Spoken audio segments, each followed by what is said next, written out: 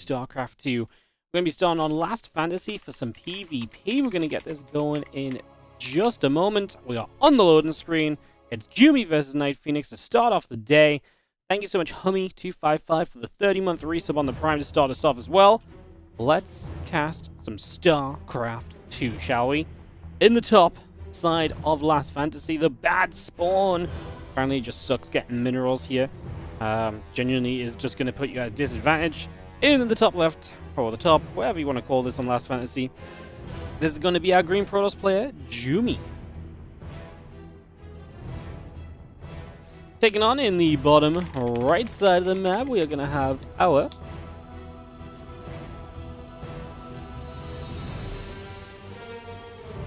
red Protoss player. It is going to be Night Phoenix. Alright, hello and welcome everybody. How are we doing today? Hope you're all feeling good. And I'm excited to get some awesome StarCraft 2 in. Should be a whole bundle of fun. So, yeah, welcome. European League, round 3, day number 2. I need some health bars on. I'll be making some YouTube thumbnails today. Perfect. Yeah, excited to get into some StarCraft 2 today. Excited to get into some action and see what we're just going to have up for us in the world of PvP. Unfortunately, it's me on the observing today, guys, so I apologize in advance when it's a little bit shaky on my side. It's not the best, etc., etc., etc. Yeah, hope you are all feeling good. Hope you're all excited. Like I say, it should be some fun StarCraft 2. I think we're in for a good time, and I think we're going to have an absolute blast, to be honest. So, without any further ado, let's see what happens in some PvP. Jumi and Night Phoenix, two players who come in a matchup here, which, again, obviously we talk a lot about importance of where we're at in the group and so on with these players and in the European League. So to start us off, this matchup is coming in from the middle matches. Most of the matches today are going to be from the mids, although we will have a few matches from the 2-0 guys and one of the matches from the 0-2 guys. We'll bring you guys up to date with those as we get going. Obviously, we're starting pretty quickly here. These guys were super ready to play. They were vetoed in the lobby before the starting time of the tournament, so we are, like I say, diving right on into the action. As a little bit of probe-on-probe action goes down, a little bit of harassment, a little bit of damage, nothing too major. Obviously, just scouting here early is Night Phoenix, who will now know what's up and where, his opponent is going to be. Jumi proxies one pylon to the bottom side, but the probe is leaving, so it's kind of a weird map for scouting on, I feel like, actually, right? Because, A, we don't see this map a lot, first of all, for the PvP, but I do feel as though Jumi, he put a pylon to the bottom, that hides that, and if I'm Night Phoenix, like, there's no logical way where you should check for, proxies, because, like, your opponent could have spawned anywhere initially, his probe could be anywhere. Like, checking down here is such a dead spot on the map. Like, this truly is the far corner. I mean, maybe it's the obvious place, because that's where Night Phoenix is going to proxy, but this is closer to his opponent's base, at least, right? So there is a little bit of hope and kind of thought there, in terms of what maybe comes around. The Adept coming forward, the 4 Stalkers already setting up. It's a Robo already from Jumi back at home. So 2 gates into the Robo. I mean, we're doing 2 gates into a Robo and the 3rd gateway here, so from Night Phoenix this just feels like the more aggressive variation, and it will be as well, because you already see Jumi dropping the Nexus down. So this does feel like just the more aggressive variation right off the bat here from Night Phoenix, as these 4 Stalkers step across and into the natural expansion where they are going to put some pressure in, battery in the pylon. Taking some shots, a few hits continue to come through. We do see the couple of hallucinations continuing to be made right now, as we actually do come down, obviously, Real Stalkers shooting, and actually Night Phoenix some good target fire on some of those Real Stalkers as well. Jumi just about holding his own at the front door. Extra batteries coming up, obviously he is just in full defense mode in what is otherwise a mirrored situation, bar the fact he is down a gateway, so, there is definitely that to consider. As a few additional Stalkers come in, they will poke at the front. Again, Nexus batteries and the Immortal all coming up. The Prism coming in overhead as well. The rest of those Stalkers are joined in. And we're going to start pressing as a couple of Force Fields come down from Jumi to try and flick this away. And obviously the batteries are going to put in some serious work. He's going to have an Immortal early, but he will not have a Prism for Micro.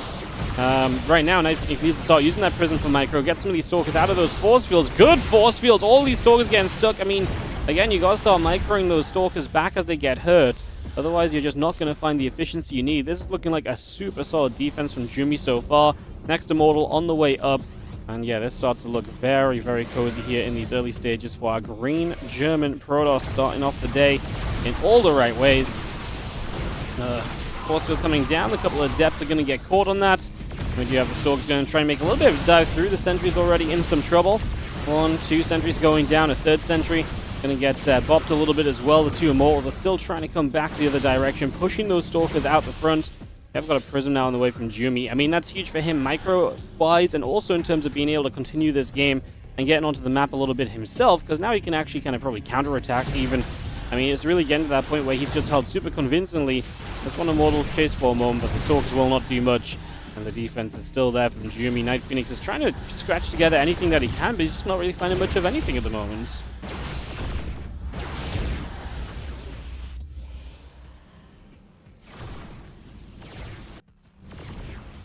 More Stalkers out the bottom. Just going to be seeing the Prism about to finish. Immortal Chrono boosting from that Robo facility. Going to target fire down the pylon here as well. We do see this Prism going to loop back around into the main. And we do have ourselves a couple more probes coming up. The pylons are on the way in. We're just going to see the two Stalkers and the Immortal there. Going to push the Prism back once again. The rest of these Stalkers will set up at the front, and we will see another couple of these Stalkers just coming straight into play for the moment. Get set up and ready to roll. Immortal in the Sentry. Make it multiple Sentries coming out actually from Night Phoenix, so we get a lot of those up and rolling right here. And we get ready to push ourselves into the natural expansion. We get ourselves ready to attack into this location as the Sentries will eat a couple of force fields up. And we continue to dive through. Prism overhead. The Stalkers continue to get pushed back. Prism going to get shot down for Jumi. Small nightmare. I mean, he does have less army supply, right? He still needs to find a defense in this game. And losing the Prism does just remove some of the micro ability of his army. So he's now lost a Prism, 4 Sentries in the game. Resource lost is fine for him. Like I say, as long as he's not losing his natural and so on. I mean, Night Phoenix is still on one base, so keep that in mind as the Sentries there take some damage. But we are going to get force fielded forwards, and that's problematic. We're too far away from the battery, so the Immortal goes down. And Jumi having a moment of weakness, but he does get an Immortal in return. It's a bit of a mess of a fight. Now these Immortals with battery support should really just be fine. They have to step back a little tiny bit to get the battery support, but even still, that does seem as though it's going to be okay. And we are once again going to see Jumi pushing this back and defending up 10 workers, and really should just be able to power through into an advantageous position from here. I mean, now we've got the two Immortals actually chasing this down. He's actually going to get quite a few shots off. The Immortal needs to be super careful, micro in the Prism. The problem is there's nothing to buffer for these Stalkers anymore, and these Immortals are just chewing through everything. The Prism will go down, the Immortal will be left, and Jumi will take the opening game. Robo defensively against Robo aggressively does work out. Never felt super scared for Jumi. Felt like he was always kind of, for the most part, in control of this, so pretty nicely handled. Well done. We'll be heading into Game 2 in a couple of moments. What's up, my Amaranth336? Prime sub for the 25 months, going for 1 year and a little bit. Appreciate you. And what's up, Mike6RS, the 10-month resub on the Prime as well. Good to see you, too. Hello, time to push that Prime button. Hell, yeah. We should just have, like, an official Prime day on the channel. Like twice, you know, once a week. It's just it's the day you press the Prime, you know? And everyone has to press, well, maybe that's not great, because then people save it, but then they use it on another stream because they get distracted. Okay, maybe it's not the best idea, but maybe every day should be press the Prime button day, if it's available to you, because it helps support StarCraft 2. How about that? Wouldn't that be crazy? Yes, it would a little bit. Game number 2 coming up. Night Phoenix versus Jumi. Second map starting on Tokamak. Jumi takes the 1-0. This is a big matchup because these two players, I think, are players that could challenge for playoff spots, but are not guaranteed those playoff spots, right? Like, there's a good selection of players where if they make playoffs, you're like, cool. You know, they could always do that. But if they don't make it, you're like, yeah, it's a tough tournament. So I think Jumi and Night Phoenix, Jumi more so, are in that kind of position where they're not guaranteed a top 12. But if they made top 12, people will be like, yeah, I could see it. And if they don't, it's like not the biggest upset ever either.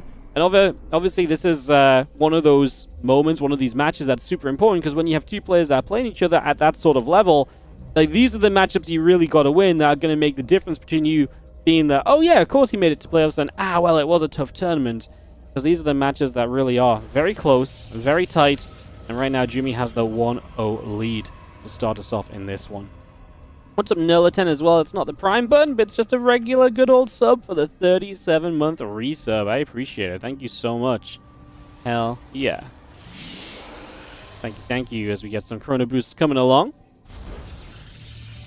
I'm super excited for today, guys, because obviously once we wrap up today's games, we are going to know exactly who is playing who in round 4 as well, which is, it's also just super exciting to see kind of what the next matches are going to be. Obviously, usually in a tournament, when people win, you more or less know who they're going to play next. And there's like, you know, there's generally kind of, you know, a rough idea of who they might face, but actually, like, in European League, it happens every 2 days. Every 2 days of games, we draw a whole new kind of round of matches, and that's super fun to see, so I'm a big fan of that. I'm excited about it. And we do have a couple gates and assimilator just coming up for the moment. Probe and the assimilator coming through, so we get that all up and rolling for a couple of moments. And gates continue to come out for just a little bit. As a probe goes and drops the Cybercore into the front, a Cybercore coming in from Jumi as well. Going to get that up and rolling. So probe, gates, a little bit of everything coming in online for the now. Again, the Cybercore will continue to come through just for the moment. Those second gates coming up. The pylon on the left-hand side settling as well. Going to see both players proxy in the same area of the map. Jumi may not commit to this, right? This might just be that kind of hidden pylon from the last game. You know, freak your opponent out when he scouts you and try and get him a little bit concerned. I mean, he's going to find the pylon of his opponent immediately here, so he finds it. And Night Phoenix, do we want to commit to the proxy still? I think he will.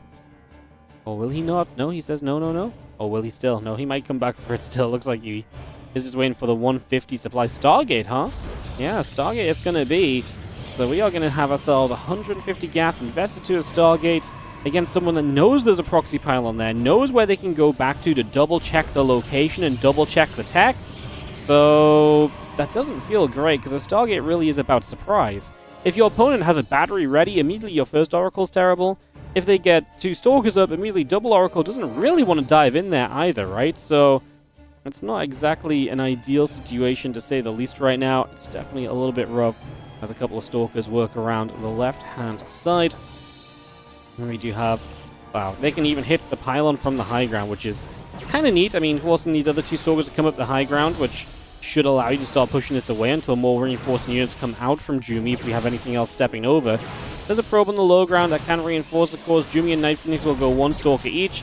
Jumi is down about a hit on the Stalker, so he will lose this trade, but he does have 2 more Stalkers showing up, so if his opponent's Stalker's 1 hit away, that's kind of fine, and, well, this turns out good as well. He saves the Stalker, gets us hit on the other Stalker, and he's back to hitting the pylon, although now the Oracle will finish, and with the Oracle finishing, I mean, I guess we don't need the Stalkers at home, because you know it's an Oracle, so you know to just have 1 battery available. And what you do achieve by denying the Stargate at this point is you stop this from being a second, Oracle. So now 1 battery in your mineral line is a complete and total defense against the Pulsar Beam. Of course, the Oracle can still stasis ward, and it can still find some damage with that. But yeah, it's not going to do too much else as the battery sets up into place. A couple Stalkers coming through, the Oracle going to head up overhead. And we'll just be seeing the stasis ward continue to come down. Stalker's going to step forward. Oh my goodness, this is not good for Night Phoenix across the map. He's invested so much into that, he's going to lose, not power to the gateways, but even with a warp in here, he's in some trouble, no? And he is going to lose power to the gateways with the second pylon, so he kind of has to start pulling probes to defend this. I think we're completely right just to finish targeting that down. And now we just pull back tight against these probes, and if we can reinforce, then we reinforce this position. No, Jumi in a stellar spot and looking for a clean 2-0 to start off his round 3. I say start off his round 3, just for his round 3. Start off our day, I should say. That's what I'm trying to get to. GG's.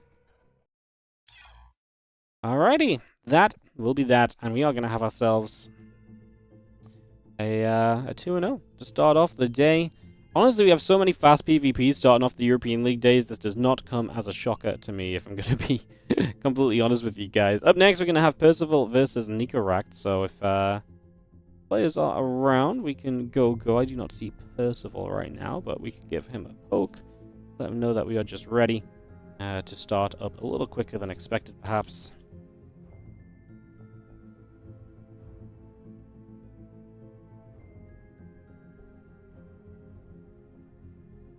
Cool. Alright, Jumi with the 2-0. As we'll ready ourselves into this next game.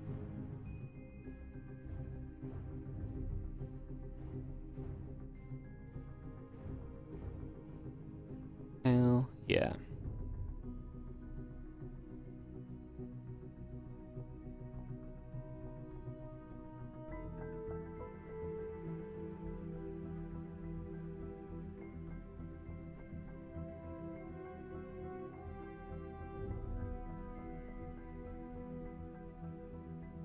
Cool, Percy Val's on his way.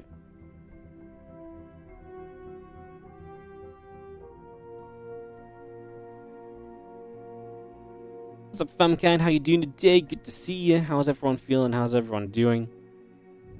First of all, just logging in, so we will be good to go in a couple of moments.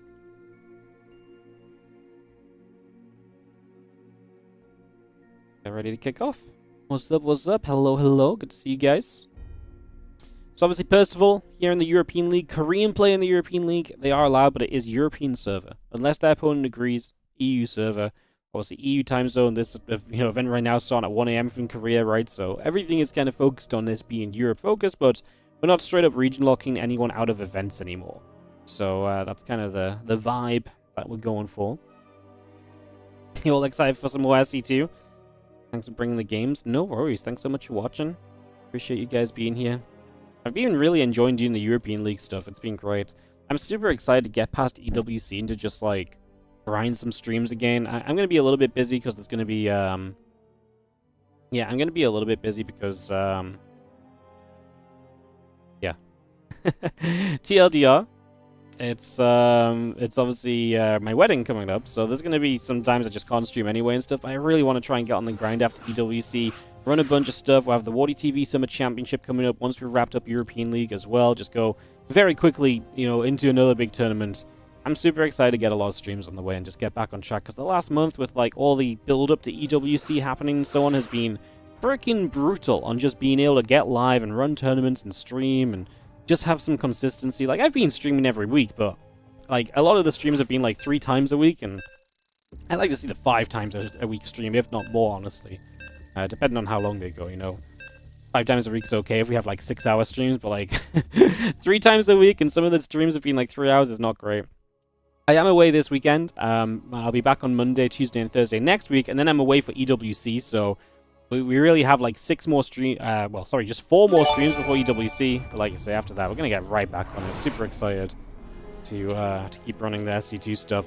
And thank you so much, GS Mode. How you doing? 15-month resub on the Prime. Appreciate it. So I'm gonna tab out one sec. Oh, we had 600-ish subs again. We dipped just below at 596. I'd love to get us above 600 subs before I leave for the weekend.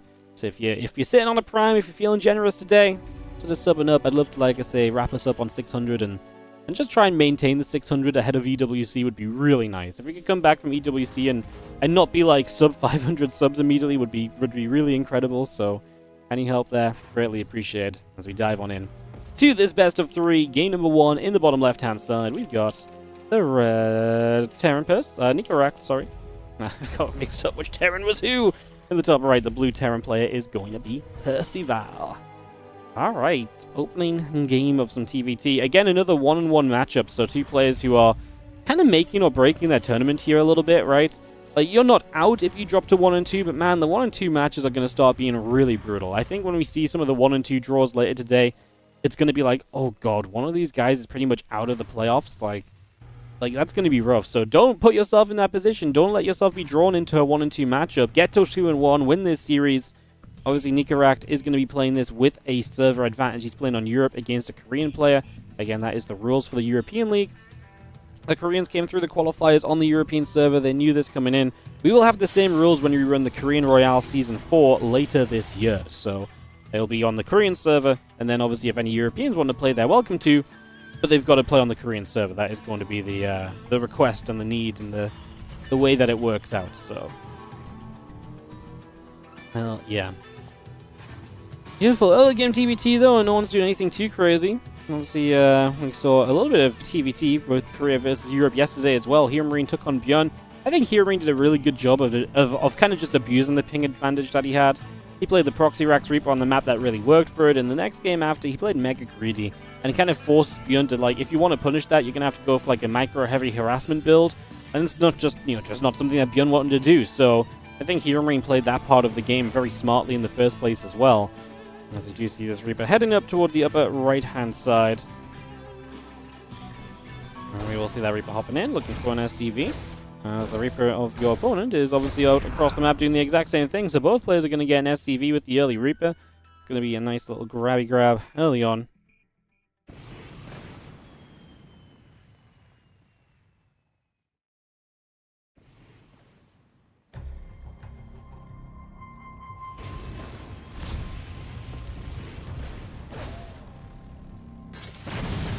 Gonna get another shot off. So actually you lose 2 SCVs here, but it costs you the Reaper.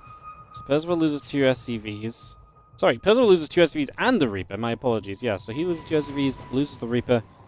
Not ideal. It's a little bit faster on his commands than it still got back to mine. He delayed a bit more mining time, but that's about it. Obviously now Nikoract has a couple of units extra that he might be able to attack in with. Percy Val sends another Reaper around the map, so it's again just...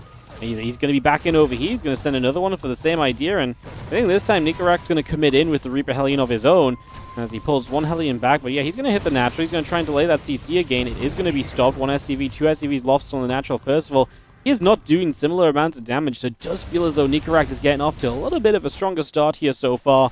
Cyclone starting up from both players. The Tech Lab and Reactor coming through. The command center building as well. And just see another grenade coming down as the couple of SCVs will come through. The Hellions will fire up. Just going to see another grenade. The Hellion will fall. SCVs continue to get picked away at. 2, 3, 4 SCVs going down. Going to see a 5th SCV. Actually going to jump into the CC. I think he was a little unlucky not to get it. But this is a disaster for Percy Val. Economy, dead. Harmy, very low. I mean, this is just a way better scenario. 100% here out of Nikoract in these early stages. He is popping along, and he is going to be loving his position in this early stage of the game. Yeah, he's really in just a fantastic spot right now. He is going to be feeling good about this. As the Cyclone comes across, 2 Reapers and the Hellions will step up and get into position here. Going to take a moment to step on through. We have the Orbital on the natural, setting up as well. Cyclone comes down the ramp. It's going to get a lock-on in return.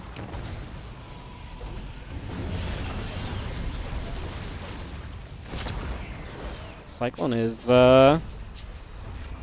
getting a lock on once more. So again, another little lock. You see the Raven hanging out overhead. We have the Interference Matrix coming up on the side of Nikoract. Nikoract is just ahead, guys. I mean, look at the units lost here. He's killed 10 SCVs, 2 Hellions, 3 Reapers. He only lost 2 Reapers of his own, plus the couple of SCVs we saw going down as well. It's not a fair fight right now. Nikoract at this stage just has to wrap it up and kind of push across the map and find a victory. It's not always, that's not something that's always easily done in the world of TVT. But I actually think it's something that's pretty easily done in this situation, so I think he's going to have enough of a lead to make a pretty reasonable push at some point soon, and to make some action happen sooner rather than later. As we have a couple Cyclones and the Raven gathering up together. The Barracks is going to swap on over to a Tech Lab, Starport to the Reactor, and we'll have ourselves a Stim Pack. A couple more Barracks continue to come through for the moment. Reaper and the 2 Hellions out in the center. The 2 Cyclones are going to step up as well. Going to get a lock on onto one of those Reapers. A couple of Marines are going to get active onto the Hellions. So we do have both those Hellions ending up going down already. Now the Stim coming through, tank on the way. A couple of SCVs going down as well. So again, a little bit of damage dealt for Percy Val, but he's stepping back in the game a little bit. But there's definitely going to be some timing windows where Nikoract should be able to get across the map and grab an advantage from what has happened here early. So we're kind of, watching for and waiting on that. One third game down, got an SCV. 2 Cyclones are going to be looking for some opportunity, like I say.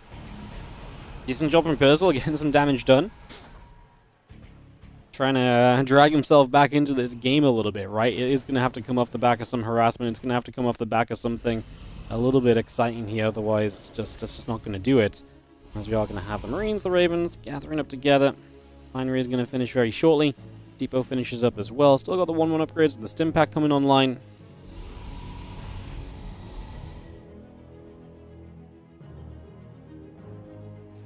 And, yeah.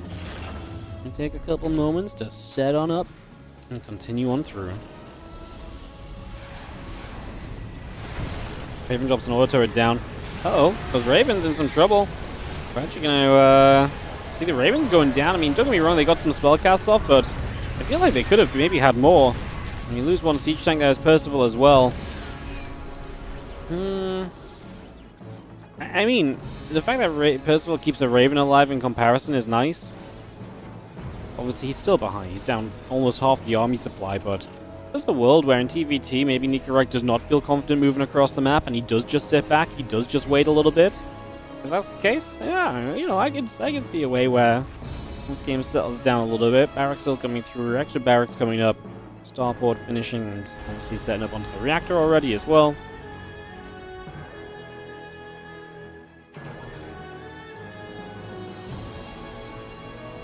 Armory still coming online. 2 more depots coming into play. Add a couple of barracks. 1-1 upgrades and the combat shield will be added. Just going to see a couple of extra barracks from Nikoract finishing as well. I mean, we should still have, it's 50 to 30 army supplies. Let's see how this push goes. Let's see if Percy Val can find some magic.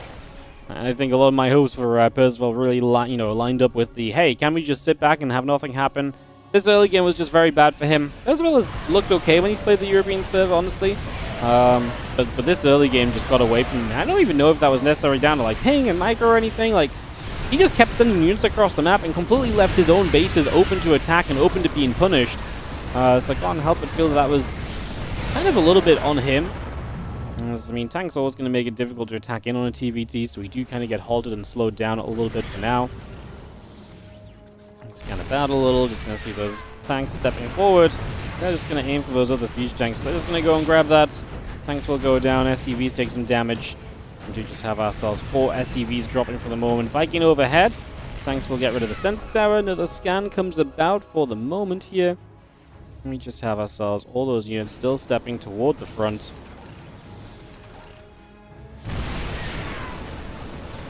Tanks are going to be sieging, Marines are going to be firing, SCVs are shooting away. Just going to be seeing the Viking going down, the rest of the Marines coming over. And we'll just be seeing the tank firing up as well, so a little bit more damage being done once more. Still got the 1-1 upgrades about to finish, the 2-2 coming through as well. Marines, tank, medevacs continue to come over. Dead 14 SCVs. I mean, at this point even, right, you've just really reset the economy of Percy Val again.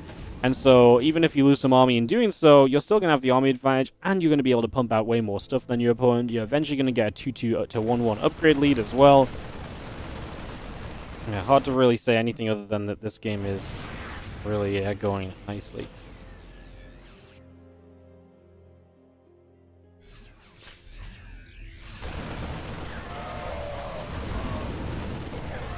Marines is going to fight, medevac going down.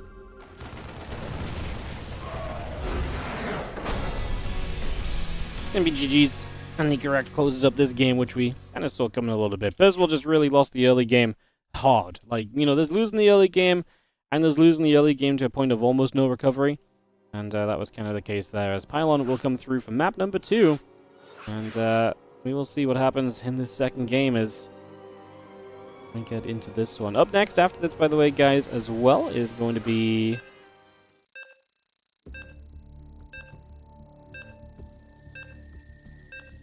Oh yeah, Odd versus Hydra up next. And then MaxPax versus HARSTEM. Scarlet versus Shameless. Skillous versus UTHERMAL is the order of the matches today. Sorry, I'm getting lost on the trying to navigate my way around the Wikipedia page. It's in order of, like, the high matches versus low matches and stuff and all this, so I'm just getting myself a little lost. Don't you guys mind me. As we do have ourselves in the top left-hand corner, the red Terran player. This is Nikoract. He's up a game in the best of 3, taking on the blue Korean Terran, trying his luck on the European server. It is Percy Val in the bottom right side.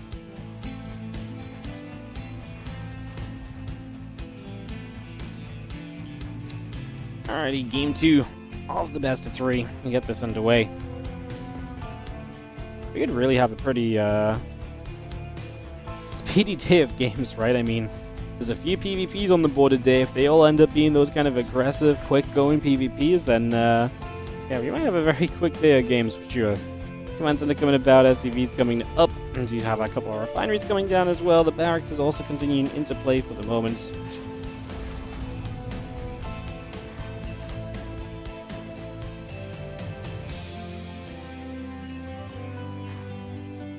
Cracks in the gas continue to build up for a couple of moments.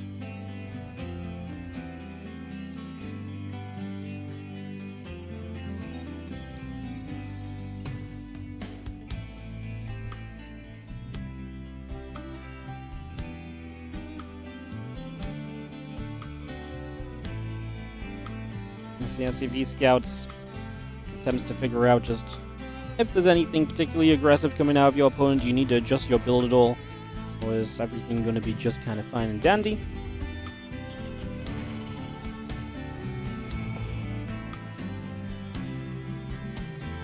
SCV turns away. People are still coming down. We'll continue to set up for a couple of moments.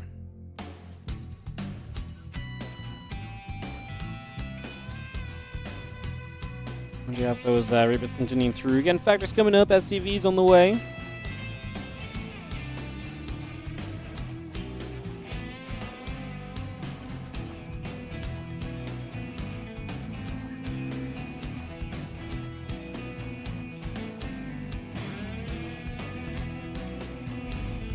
SCV will drop down. Command center here, get that underway. Again, Reapers coming up, Hellions coming through.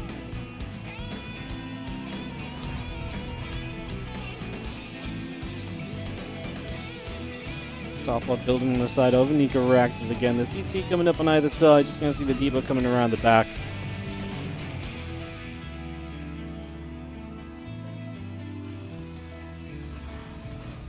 Now I've got the 2 Reapers though, ready to make their entry on the other side. However, Nikoract has 2 Reapers and a Hellion. Great grenade from Percival. That's exactly what you need to disengage from this and to not let this go anywhere. So those 2 Reapers get to pull back immediately, join up with their own Hellion. And, I mean, early game-wise, it's going a little bit better for Percival, who has the 1 SCV advantage. Hasn't lost anything here, nothing crazy's gone on. Obviously, Starport still coming up on either side as well. And it's still gathering on up. Cyclone, the 2 Marines coming about. Get that underway. I mean, this is going to be a good chunk of units, obviously, from Percival. Attempting to make a little bit of a play right here. Stepping in. Actually has a good few units here because the Cyclone's going to pop from Nikoract. That obviously is taking a little bit longer to build, so this is the moment where these units actually have a chance of getting something done. The Cyclone shows up. I think it is just time to back away because that's when you start losing units. He went very far forward there. He got like a Reaper for 2 Reapers, which isn't great. We'll see now the CC on the natural does finish up. And we are going to see those units should back away from Percival just a little bit. Raven and the Matrix on the way out. The damage dealt here, it's still a much more minor. Like, this is kind of winning the early game, but it's anybody's game for the taking still. Not like last game where Nikoract won the early game and Percival could have just left right then and there. It wouldn't have made much difference in that game. He tried to get back in, obviously, right? But, like, we kind of knew what the outcome was going to be. This is really up for grabs still. So, very different opening. Even if Percival has got a lead, it's nowhere like what we saw in the last game. That lead really is much more minute as...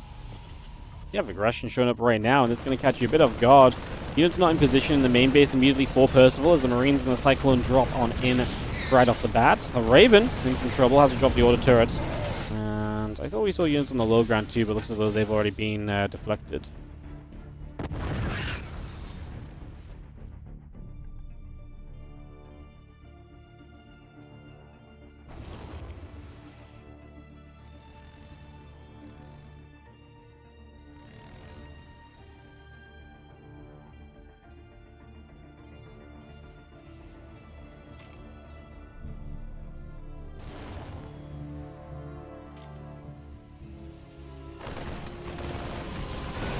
Marine Cyclone coming in, a couple of SCVs getting shot at. Medevac lifts up and going to escape away. Stim on the way through.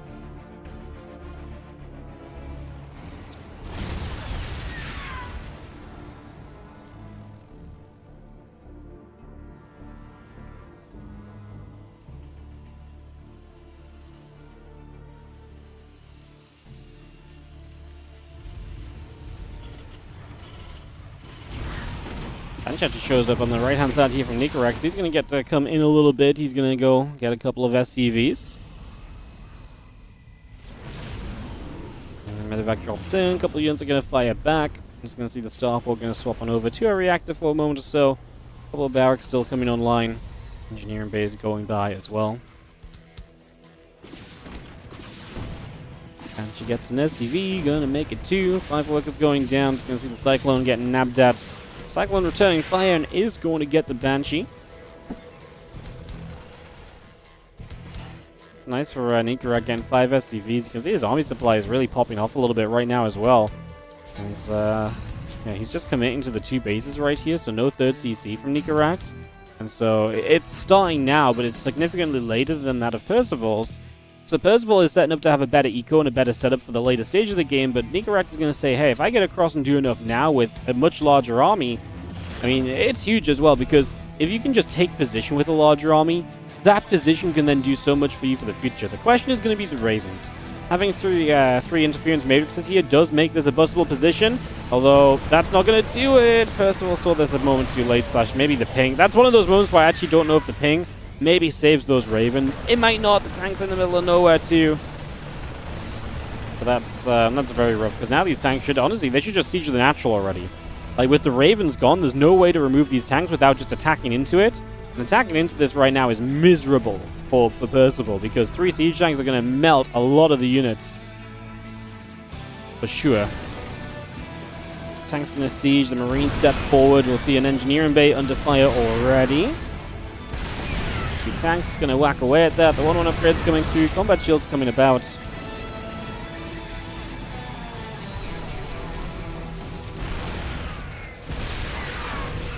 Yeah, this is turning into a dreamy scenario here for Nikoract, looking for a 2-0. And Percival honestly looks so good on day 1, playing on that European server when he got his win over Scarlet. Today is, this is not it. And he's been pretty good at TVT usually as well. Nikoract just absolutely blasting him here. As this might be a breakout, to be fair. Nikoract actually is going to struggle to get rid of all the Marines.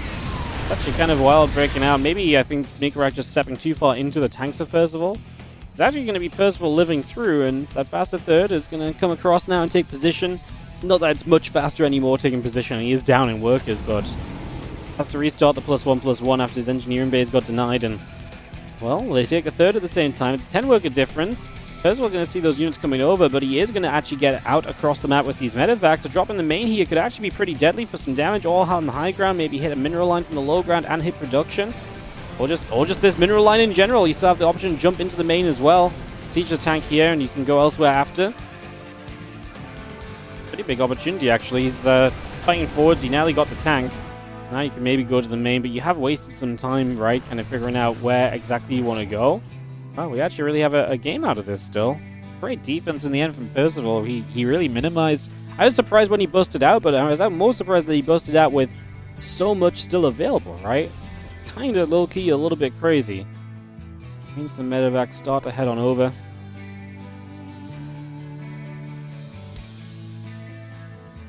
One upgrade's coming about. It's going to be seeing the Vikings and the armory coming through.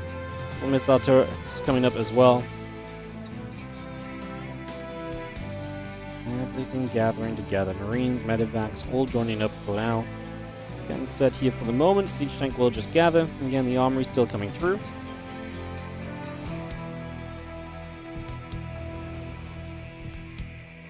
Medevac boosts back into the middle of the map just a little bit. Scan coming out, seeing what's going on. Percival looking to see if he can find any chances right now with these few units on the map. I don't think he'll find much. I mean, Nikoract has relocated his third base to that other side, though. That does expose the main. Right, before he was while defending the third base, he was also, as he actually gets caught a little off guard here, Nikoract. Before, while defending the third, he also defended the main kind of play into the main base, right? Obviously, you can still drop up the left, sure, but now Percival can siege up the left side, drop into the main from a sieged position, and also be threatening the natural with the pressure of that siege too. What's actually happening is we do have Nikoract going to be good to bust out of this in the end, so he does push that away. We'll see if a larger army of Percival looks to kind of take advantage of the same position, because like I say, that third is just not really where you wanted to be. There's a reason Nikoract tried to go there initially. There's a reason Percival's third is here as well. It's a choice, but there's a very obvious choice when it comes to TVT, as Marines going to fight Marines, those tanks are going to get involved. There's just more stuff from Nikoract. He's going to win this fight comfortably. Wow. I mean, I presume Percival just has a few units kind of stuck in the back, couple tanks over here still that are not really involved there. And once more, you have this kind of issue of these tanks pressing forward and sieging up.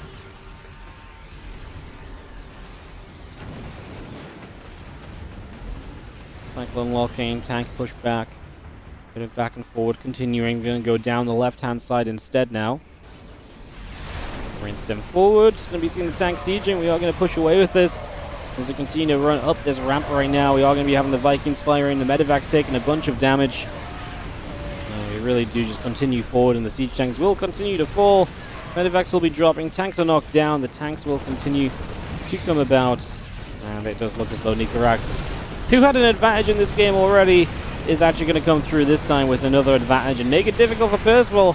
Going to ask Percival to basically make another miraculous defense and breakout.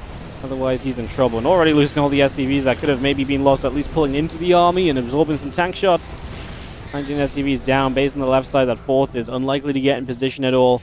We have the Liberators with the potential to set up here as well, as a few Marines will move to the top. Even more reinforcements here. Going to try and unload the tank in that position. We're going to be kind of responsible, I felt like, from Nikoract, who's backing away, but it's only one siege tank. And he has plenty of Marines as well. He's a little clumped up running into this, but it's going to be fine. Percival sits at 60 supply. GG. Nikoract gets the TVT to put him to 2-1, and Percival will drop down to 1-2, which is a little bit of a shocker, like I say, after how things were going previously for him. Yeah, he just came out so strongly and really had a good chance against Skillous as well to maybe get to 2-0. Now he's going to be 1-2. How quickly things can flip around as we will... A little ahead of schedule here, ready ourselves up for Hydra versus Art. So we'll check if those guys are ready or if they need some time.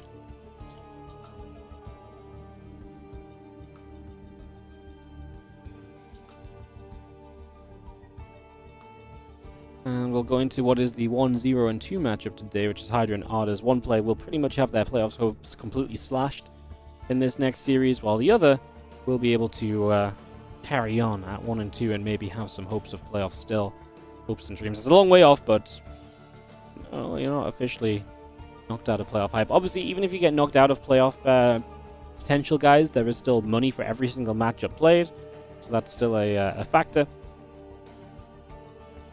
So, and there's WardiTV points as well, which I talked a bit about. We're not going to talk much about those until we get a bit deeper in the season, but all the WardiTV events from here on out are going to be giving out WardiTV points and helping players to qualify into the WardiTV end-of-year finals. Very exciting. So yeah, we've got Art versus Hydra, then we're going to have ourselves MaxPax versus HARSTEM, Shameless versus Scarlet, and Skillous versus UTHERMAL coming up. A couple of matches are from replays today. If Art and Hydra are not available already, we could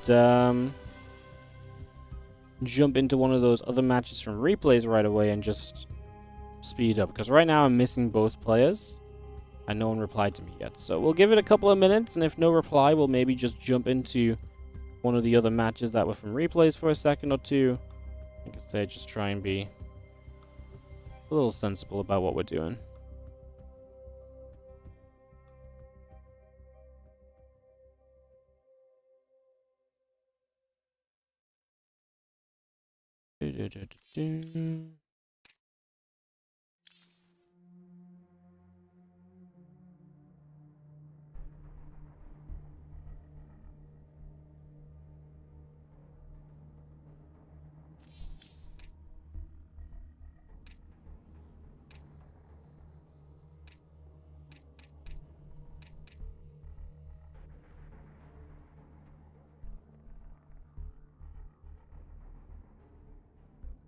Alright, I don't know if they're here, so, I mean, we'll give it one more minute, see if we get any replies. But if nothing, we have a replay ready to go, so... Maybe we just jump in the replays. Maybe we just do it. I just don't see them online, I don't see them replying. Like I say, I'm off away tomorrow, so I would like to not delay games today if possible. Yeah, let's do it, I think. Let's do the...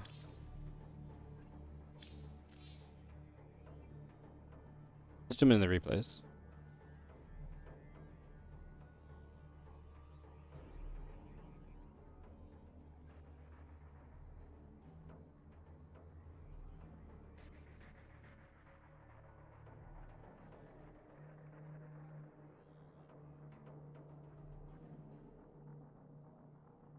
Okay. Let them know. Bedelio. Perfect.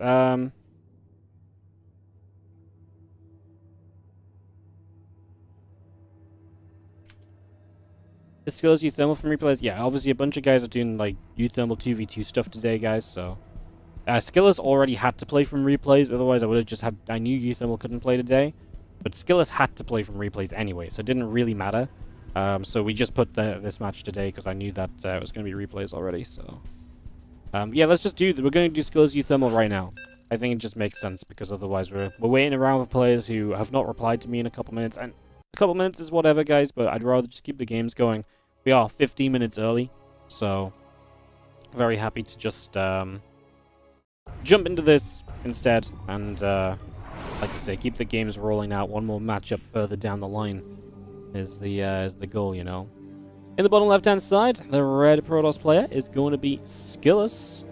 As we enter some PvT action at the 2-0 match scores. In the top right, our blue Terran is UTHERMAL.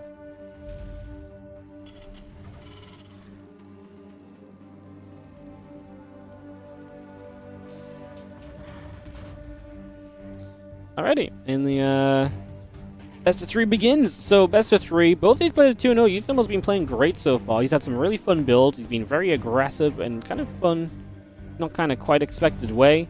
Will Skillous be maybe a little bit too tough of a Protoss player to really crack for UTHERMAL? I think that's our question mark, right?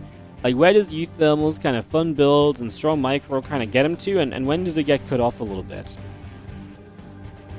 Racks and the gas coming down, gate and the gas coming in on the other side of the map. And do you see one probe from Skillous already heading across to the upper right-hand side? So, this singular probe making its way across and over for a few moments. Getting set up and, yeah, heading toward the natural, heading toward the main base. Early on here. Gonna be seeing our barracks still building. Gateway coming on through. And that probe is about to complete.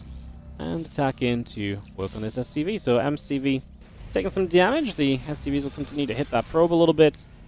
And go backwards and forwards for a few moments. The SCVs looking to play the denial on the command center denial. Reactor first as well, so you do not have a Reaper or a Marine on the way out to deal with this probe either.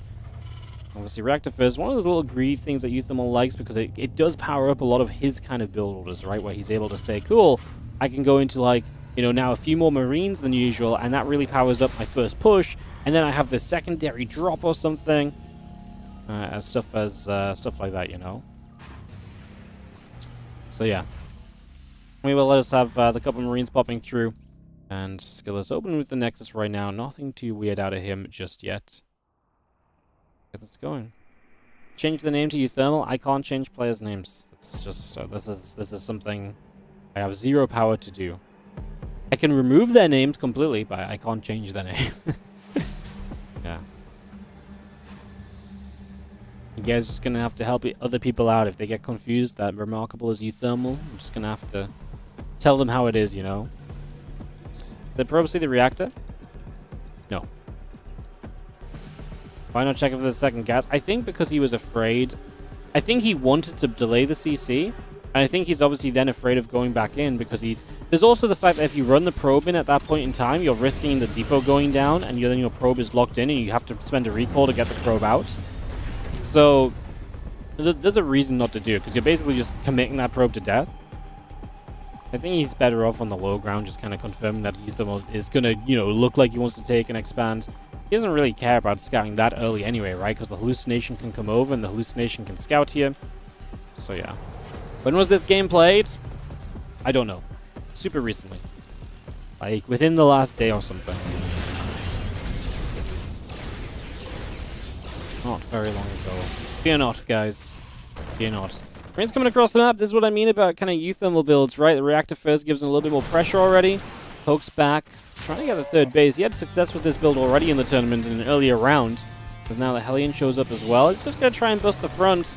Obviously, Warp Gate is finishing, so we'll have more units here very soon. Robo starts. I think it's going to be tough for him to get in. The force field's going to make life very difficult. The first Hellion already going down, getting smashed there straight away. Just pulled back. Marines getting back to the center. We do have Banshee cloaking and the siege tank on the way from UTHERMAL as a follow-up here. But yeah, this opener didn't do too much just yet. 2 Hellions reduced down to 1. Not much gained right off the bat. Obviously, Blink will be finishing soon from Skillous, so you can get on the map. He also just got away with this super fast third Nexus. Like, this third is so quick. The fact that this from UTHERMAL didn't even find a cancel on the third is kind of ludicrous, because now this third is going to finish super early, and Skillous is going to be in a great position where UTHERMAL's tried to do damage early on, has not succeeded, and Skillous has been greedy against it too. So this really feels very good for our Protoss player in the very first few moments of this game. And just have ourselves a couple of gates coming about. The Blink is still coming online. The Observer on the way out of the Robo facility as the Blink will be done in just a couple moments. And one more Stalker warp in. Start straight on up as well. 3-4 Stalkers already heading across the map. So 4 Stalkers heading across to the upper right. Away we go. Stalker's going to get in there, grab a Hellion. Like that as well. Seems very nice. And yeah, these 4 Stalkers just making their way over. We are going to be seeing the Marines and the tank showing up. They're going to get an opportunity here to jump onto a couple of those Stalkers, get a little bit of damage done. Get some work done here straight away. The SCVs are pulling, so UTHERMAL's committed. I mean, I don't blame him. He knows how greedy the Protoss was being. SCV pull, try and punish this, try and finish this other. He actually built his extra barracks over here to try and fake out the hallucinations, so it's kind of cute. I mean, Skillous never saw it.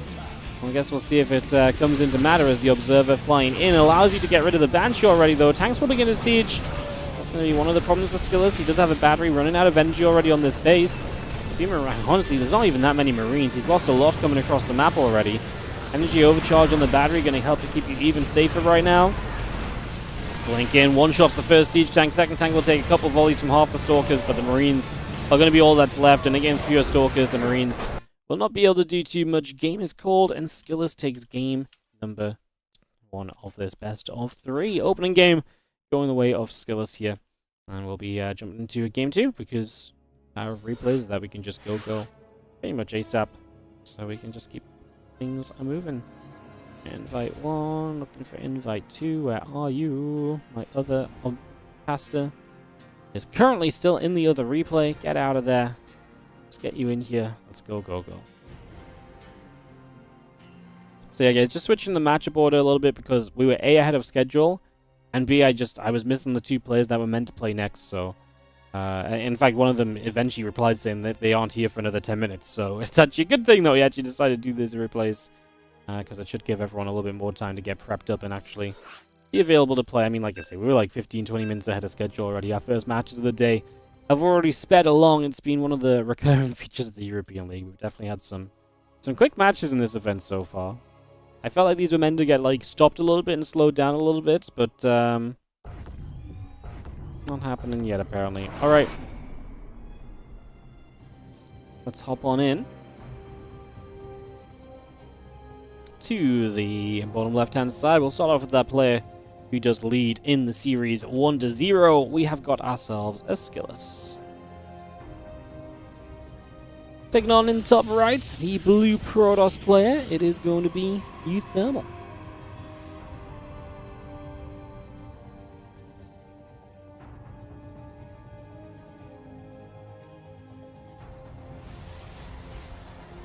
Game 2, BO3. What does UTHERMAL have in store for us here on Tokamak as we get ready to roll?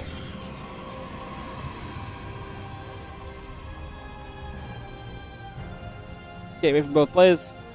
Because the simulator comes down. Because UTHERMAL has rolled Protoss in this game. So he's going to go from playing the TVP to playing the PvP. There's something he did a couple of times in the Home Story Cup. And some other events recently. He's actually had some good builds with this PvP. He actually really had Zaun and MSOS on the run a couple of times in the series that they played when he played PvP. Just couldn't quite close the games out, so... Ridiculous that a Terran, in order to win, must change race to Protoss to have a chance. Is that ridiculous, or is this just someone who likes playing off-race and is not that, is just okay with trying something different? Like... Is it really ridiculous that players are off-racing? I've never once before seen off-racing being used as a balance complaint. Crazy. UTHERMAL has a history of playing his off-race. He played off-race way back in a WardiTV event, way back when it was in the finals. He played off-race against DNS, and he won. And, yeah. I mean, he has a history of doing this from... I mean, we're talking like almost 10 years ago.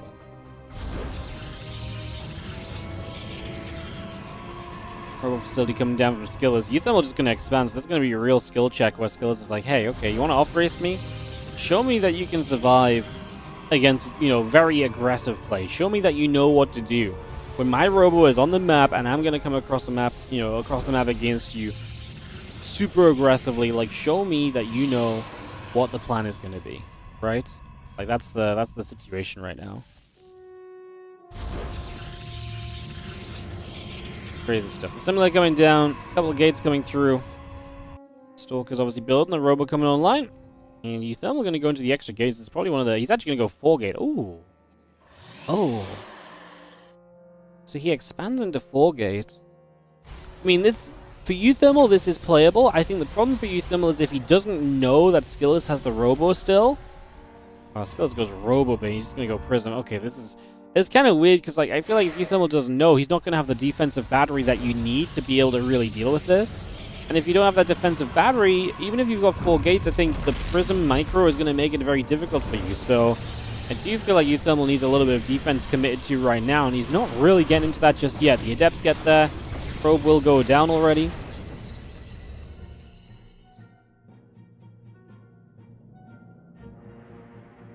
Okay, just gonna finish morphing in. A few Stalkers of UTHERMAL across the map. It's gonna get a little bit weird, to be honest. I mean, Skillous might actually lose the pylon. He's just... This Stalker pops out straight into the 3 Stalkers as well. So UTHERMAL has a chance to kill the but the Warp Gate's now gonna come in. Honestly, chasing the Stalker might have been the mistake, because actually if he just hits this pylon... Imagine this pylon was being hit this entire time. I actually think he depowers the gates without a warping happening. Now the warping happens across the map, so there's going to be more units available for Skillous than maybe ever should have been. I actually think killing the Stalker might have been a mistake. And it's still -1 unit, and now you kind of probably minus, you know... It's probably only a 1 unit difference, so it might not be that big of a deal. Stalkers here still going to fight. Probe's going down. So UTHERMAL sees the Robo in this main base. His gateways go down as well. I guess my concern is that Skillous could maybe still build off the Robo, although he doesn't have much gas. UTHERMAL just recalls. The fight's terrible for UTHERMAL, though, because he's up against a Prism. Like, the Prism is just so freaking good in this situation. And he's going to put the Prism in a place where I think the idea is you can micro to the low ground if you want to and get away from the probes. Disruptor... Oh, Disruptor shows up as well. That's nice. It's just a guaranteed Stalker kill. Because UTHERMAL can't micro away from it. He gets the Prism. Okay, this is actually wildly close. He gets the Prism. I mean, I guess Skillous is still mining at home now, though, right? Yeah, so Skillous just mines at home, recalls the Disruptor, and it's not quite enough against these Stalkers either. UTHERMAL is just not done enough against this mineral line. Oh, it's actually very close in the end. Just not quite enough. UTHERMAL repowers his gates, but all his probes were pulled, so he's not been mining, he has no money. He has only 8 workers to the 15, and Skillous rebuilds a Prism, and he's going to have a Disruptor that can just fly around the map and do as it wishes. This probe actually sees the Disruptor right now, nibbled it a little bit. But, yeah, I think fair to say that this should be looking very good for Skillous right now. And it looks as though there's a little bit of a chaotic start. Honestly, like I say, UTHERMAL was very close to actually having a chance to make something happen here, but not quite the case. A couple of gates gathering, and we just have, yeah, the Immortal building up as well. Yeah, this is all gone wrong. Prism into the main, Disruptor shot, GG says UTHERMAL. Skillous 2-0. Alright, well, Skillous gets the 2-0 there. He's going to be able to make that grab. And, another stupidly fast series, unfortunately, for us, actually. I mean, it kind of works out here because it puts us right back on schedule. So hopefully our players are around now. So it kind of works out in some regard, but I would not have minded just a series that took a teeny tiny bit longer. Teeny tiny bit longer. All good. It happens. Halfway through the day after 1 hour. The speedrun is real.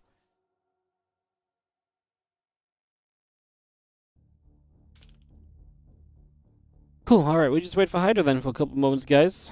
And we're going to have Hydra versus Zod. Shameless and Scarlet, I'm not sure what the deal is there, because they asked to pre-play with the 2v2 as well, but I'm not sure if they got it sorted or what, but I guess we can have a peek.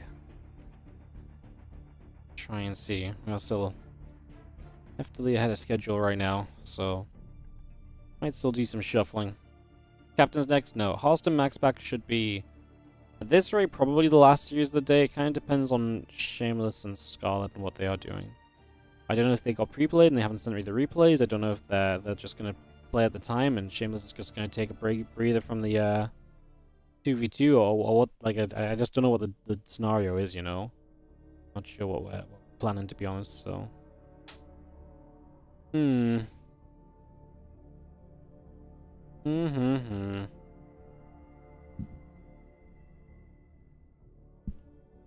Alright, we got both players here for this next PvP, though. More PvP. We already had, we already had one, and then our PvT turned into half of a PvP. Yeah. Video's coming up, though, guys, so we are making progress into this next match. I need to force the players to determine no rush. Yeah, very soon the prize money is going to be determined based on how long your games are. But it caps at 15 minutes, right? So like you can't just like play late game. Sky does every game to max your money. Like 15 minutes is the max. So 15-minute games are usually like the sweet spot as well. So like we encourage the game to get to 15 minutes, and then we go from there. Beautiful. We are missing one. Invite them. We good to go again?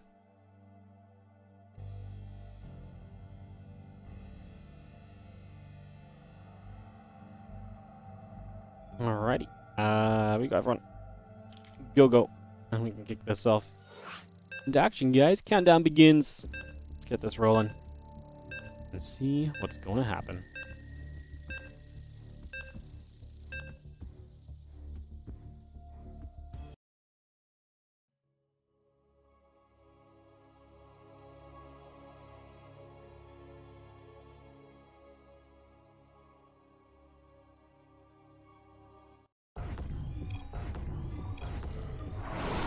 Opening map of Magnatha is in the top left-hand side. The pink Protoss player is going to be Art.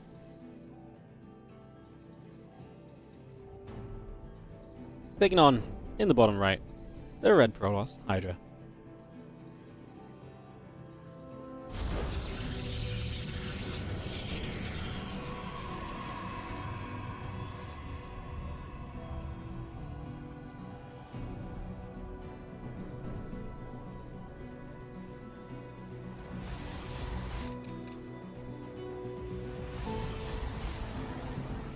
One of the best of three, and these two guys haven't quite determined they won so far. Art did get a map.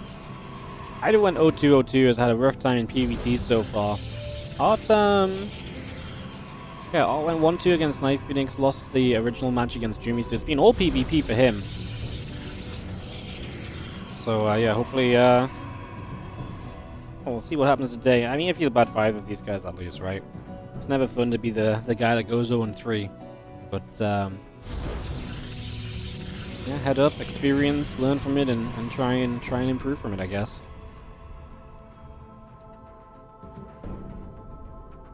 And you're not eliminated at 0-3. You still get to play the last two matches, just because you're probably not going to make playoffs. You do still get to play the last two matches, and there's prize money for each of those games. So it's not ideal. It's also not the end of the world. It's kind of where we're vibing at right now.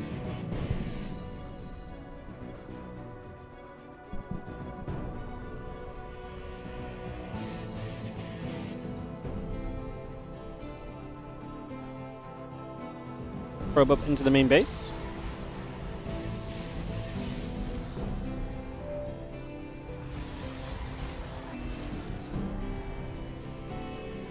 Cyber Core's finishing.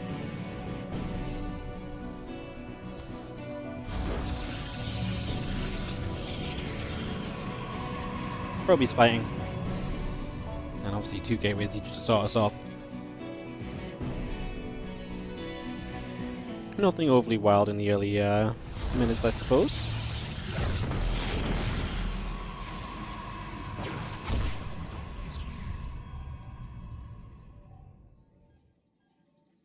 We'll grab a Proby Stargate coming up from Art. And just the Nexus from Hydra.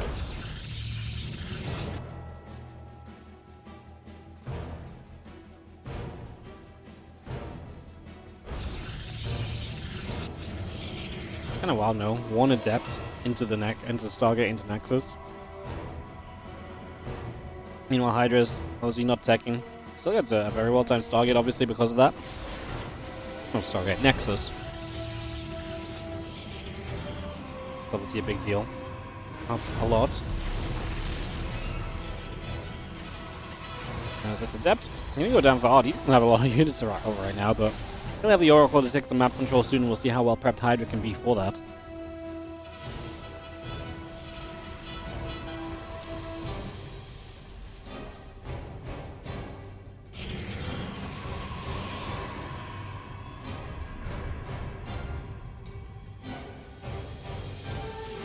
Stalker chasing the hallucination along.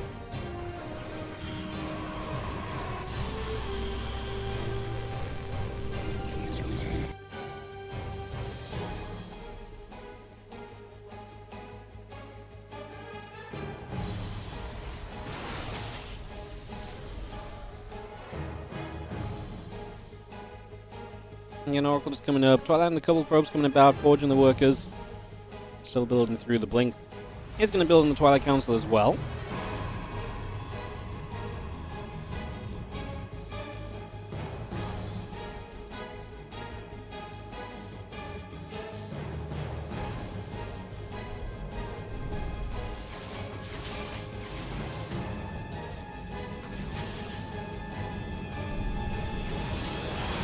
Because we'll get a little bit of damage, honestly, not too much, so not a bad defense for Hydra. Both will head into blink, but Hydra will already have the +1 upgrade coming in his favor.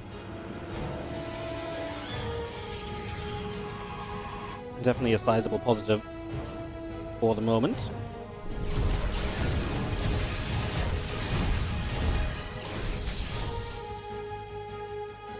Seven probes. A sizable negative in comparison.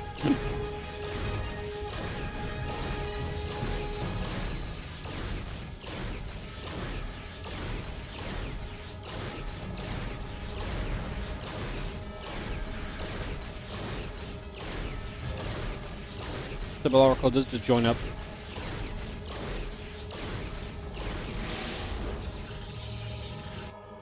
Stalker's joining. Thinking +1 coming through.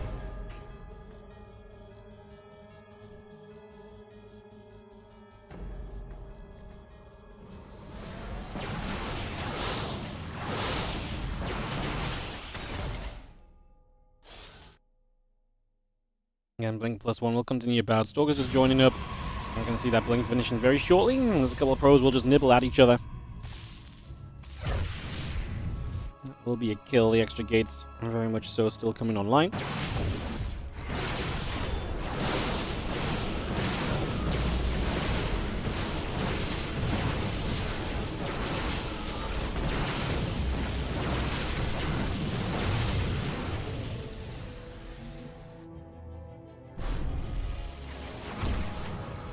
Oracles will get in. They will get that adept. 8 probes going down in return.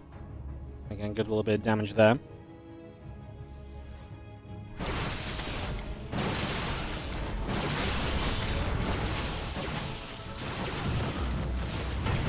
Oh, just has way more units. +1 is not going to save you when you're missing that army supply.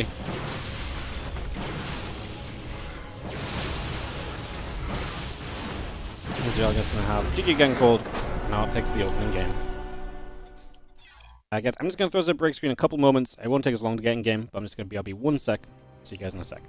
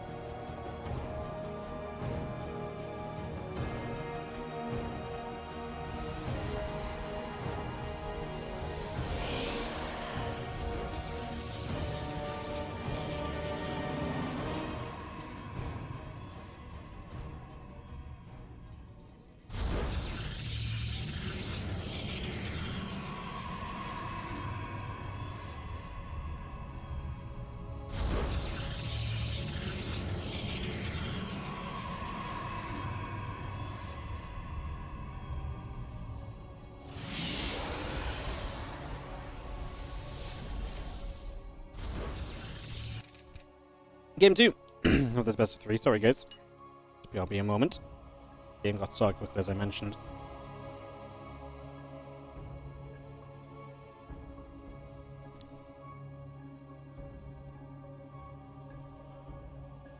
Get set up here. Getting the Cybercore coming in.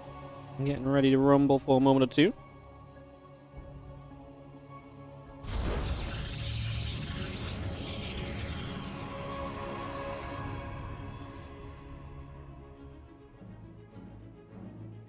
What, he can pee in a minute? I didn't even pee. I've just got my evening meal in front of me, and I was just trying to grab a couple extra bites while nothing happened in the PvP, if I'm going to be honest. I could have done it on stream. I decided not to. See, I could have just pretended for it to be anything, but I'll just be honest. I was just slacking for a minute.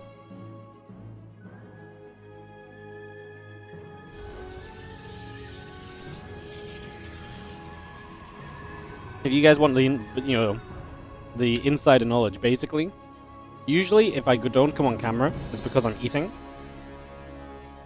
So yeah, usually if I don't come on camera, it's because I'm eating. Usually if I go pee, I just walk off camera and leave the camera on, to be honest.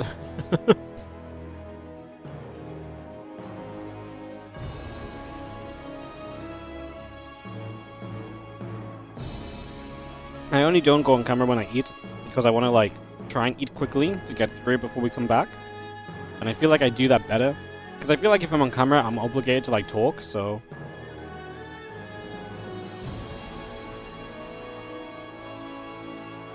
Crazy.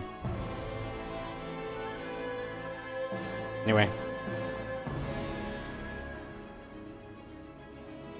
Next from both, Proxy Pylon is just going to be killed. Wasn't being used for anything, just hiding it there.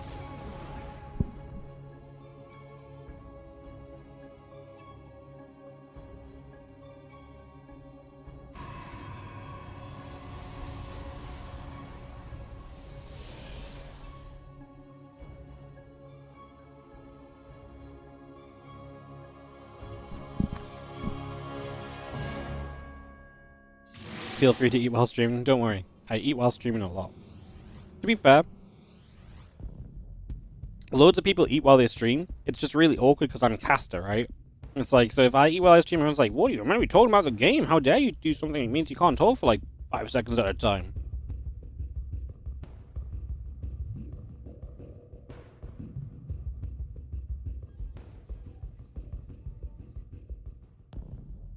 Honestly, sometimes hold my stream to the same quality of, like, if I was casting, like, freaking the BlizzCon World Finals or something, you know?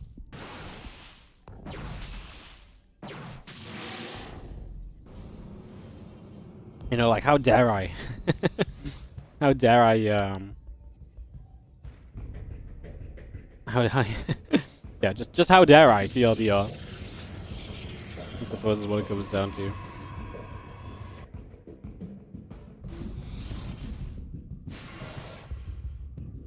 Glaive's coming up, Immortal on the way. It's going to be seeing the few Stalkers and a couple of sentries gathering. The Blink will start, the Robo coming through, probes and Stalkers setting up. Hydra wants to be aggressive with the Adept Immortal attack, though. Just wants to have that one big shove.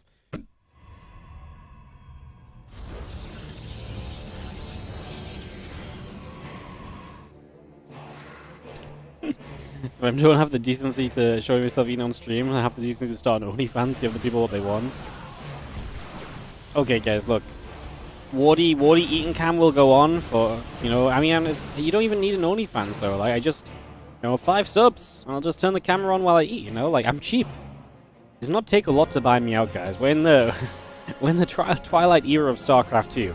I'm very understanding that we have to, like, really kind of sell out for anything in this day and age, you know? It doesn't take a lot.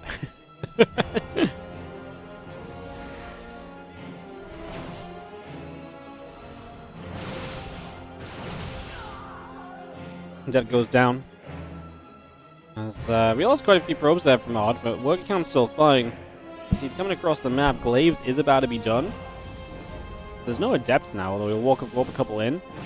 In the main base, it's going to be a really nice pylon kill. Gets rid of the 2 gateways power for the moment. And the Prism on the left side goes down too. Oof. I mean, this is bad because you want to be pushing across the map right now. And oh my goodness, he actually...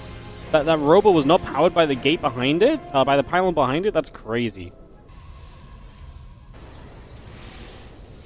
That is really kind of crazy. All right, well, Immortals gathering up. Robo Bay coming through from Art back at home. I mean, he's in a very cozy spot, right? I actually think he gets away with the Robo Bay. I do think it's a very difficult situation for Hydra, to be honest. So Stalkers gather up from Art. We will see the Prism popping in a moment. Robo Bay and Forge coming through. First sentry going down. Second sentry. Now they're going down.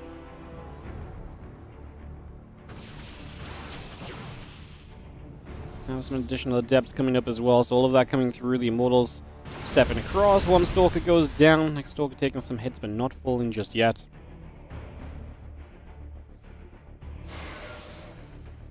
+1 attack, disrupting production, add on a Nexus.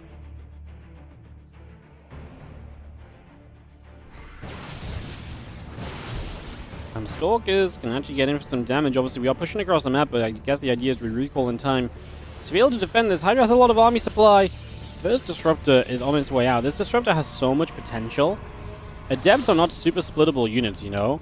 I think you just fire this Disruptor shot right now. Oh no, Hydra not watching! Bam on the Adepts! 2 Immortals, shields and barriers gone. He's already lost 12 probes across the map, by the way, because the Stalkers are still there dealing damage. I mean, I really feel like these Stalkers should come home now, though. We have a recall available, right? Yeah, bring these Stalkers home, please, Art. Drop the recall. I understand you're doing tons of damage, but, like, I think it's time we bring them Stalkers home and help the defense. I mean, I guess he's just going to play a super slow defense with Disruptors and give up the natural. And for that, he wants to get as many probe kills as possible to make giving up the natural a realistically okay choice.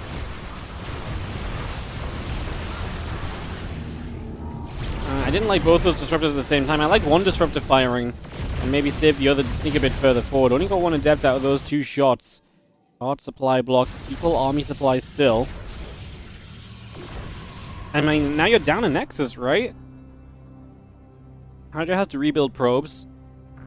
Art is supply blocked, has to figure that out. Next Disruptor on the way. Gonna have 3 Disruptors soon. And +1, that's a big advantage as well. And Adepts just kind of suck the later that this game goes. So I think overall Art's position definitely should just be better. Stalkers blink down. A couple hits coming through. Those couple Stalkers gonna get whacked. Blink again.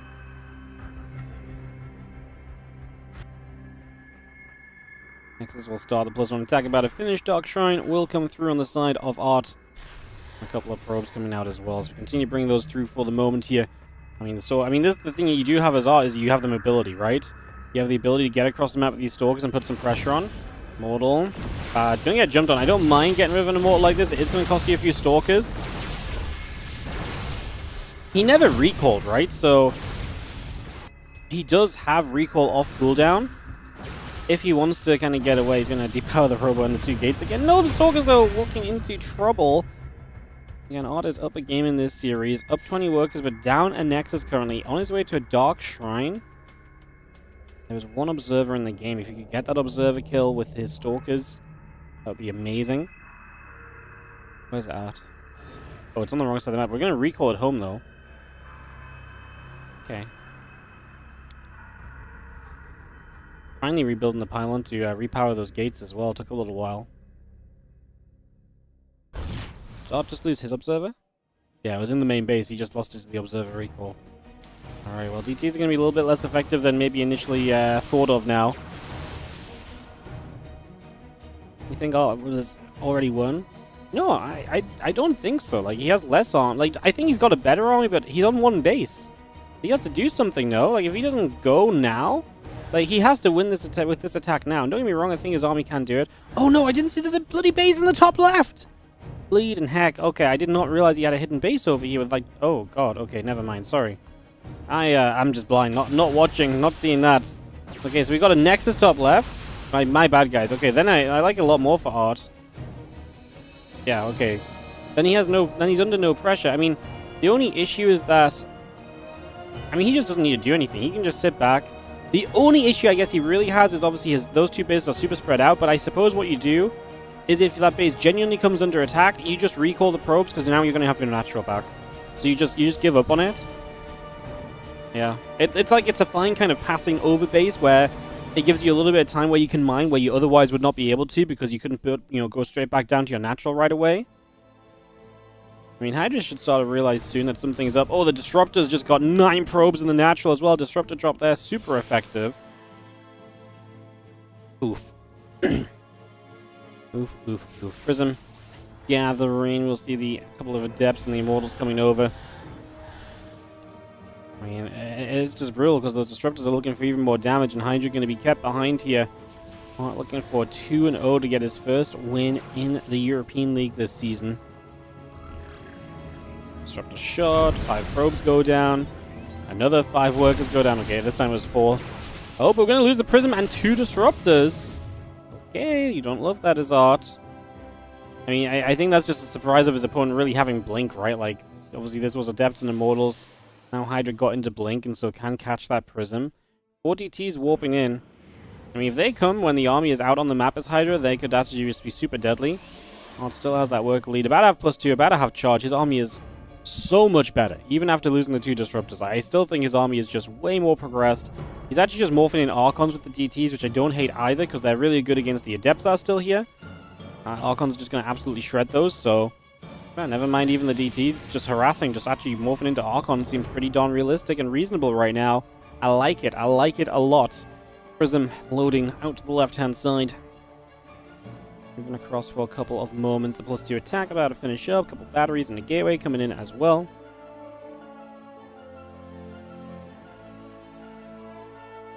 Four Adepts in that Prism as we are going to unload into the corner. 2 of them are going to start shading forwards on a couple different directions.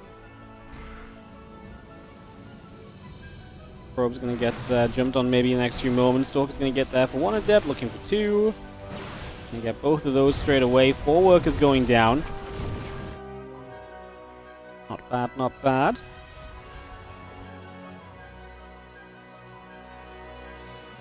Probably, you can see Art Supply is really just exploding now. And he's got the +2 advantage.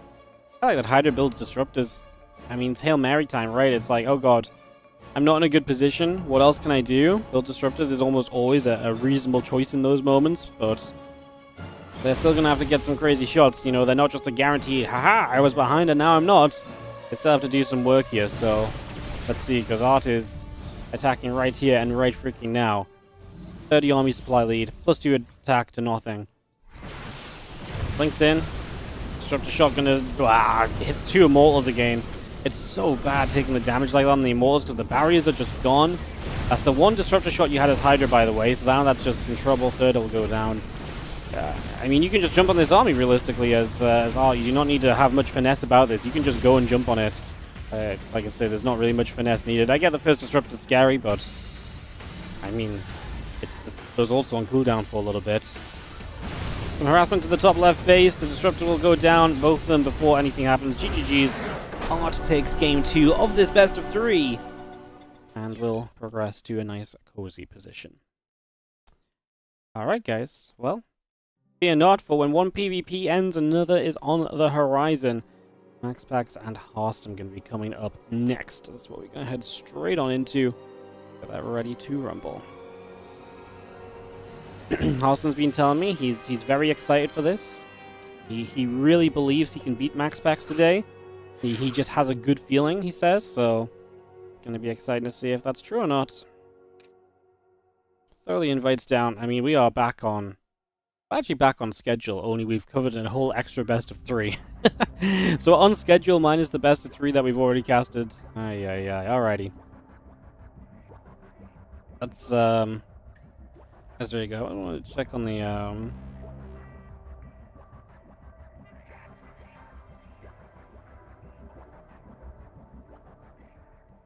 okay.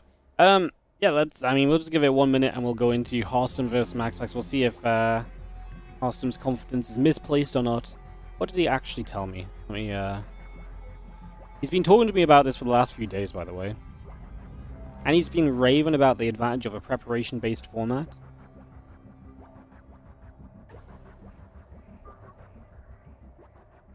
I think I'll beat MaxPax tomorrow 2-0. I have such a good feeling about it.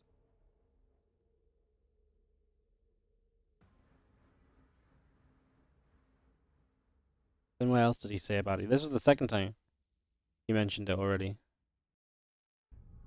Oh, we had a massive conversation, so I'm not going to find it in there. All right.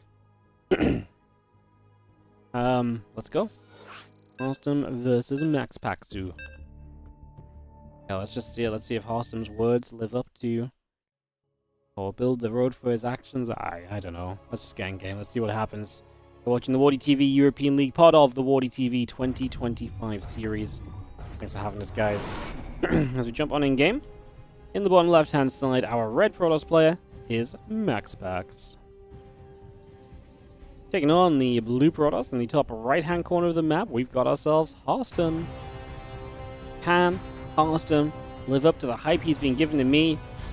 He went 2-1 against Shameless in the previous round. He did beat Geralt in the opening match as well. Also 2-1, I believe. A win here guarantees you playoffs, but more importantly, a win here obviously keeps you to, you know, I think both these guys have a good chance of winning one more match in the next 3, including this one, right? So, I think more importantly, a win here really keeps you on track to be competitive for the top 4 placement. And top 4 is super important because top 4 is going to be where you get to start in the winner bracket of the playoffs and you get 2 lives. Everybody else starts in the lower bracket, which is obviously way scarier. So that's something to think on here. As a couple of simulators come in, gateways are building. We get ourselves ready to rumble with the starting point. So we're expecting MaxPax to play 1 gate. HARSTEM will throw the second gateway down, already giving us a difference or divergence between the 2 players versus expectation. I wonder what you would do if you're HARSTEM right now and you're like, you scout, and you just like, MaxPax has 2 gateways, and you're just like, all of my, like, surely at some point MaxPax just says, you know what, let's do a different PvP, and like, he just completely makes any prep his opponents had about his 1 gate expands just out the window. I wonder if that would be worthwhile versus just the fact that I wonder if that would be worthwhile versus just the fact that obviously he may not be as well practiced in PvP outside of the way that he opens. It'd be a really good question, right? Very interesting if it ever came up. HARSTEM puts the proxy pylon down. I do imagine he's going to build a bunch of proxy robos in this series. I think that's where he believes the confidence is coming from and how he can successfully be aggressive. I don't think he stargates, right? No, 2 adepts, so it will be a robo facility when he gets 100 gas. And the opening from MaxPax here, so he goes Zealot, Adept, Stargate, as HARSTEM throws down the Robo. So it is Stargate from MaxPax. Gets into this quickly, but will not have the Sentry. Obviously, probe across the map sees the 2 gates of HARSTEM. Does not know what's up just yet. HARSTEM throws a 3rd gateway down on the proxy. This probe is not going to scout it straight away. So right now, MaxPax is playing blind. He throws the Nexus down. That was kind of a guarantee. What does he build initially out of the Stargate? Typically an Oracle. In this scenario, you don't know what's up right here. Oh, he's going to scout it with the Zealot. No, still doesn't find it. The scout from MaxPax is no good just yet. An Adept versus the 2 Adept shading. There's the Oracle on the way. Does a lot, can stay somewhat defensively, can obviously force some units to stay at home if it goes and gets aggressive as well. So you do have options with that Oracle. HARSTEM already building the battery, so his preparations are going to be very well set to... Basically, the only thing that Oracle can do is stay sword. I imagine it's going to stay sword repeatedly in the main base. That's typically what you do as MaxPax in this scenario.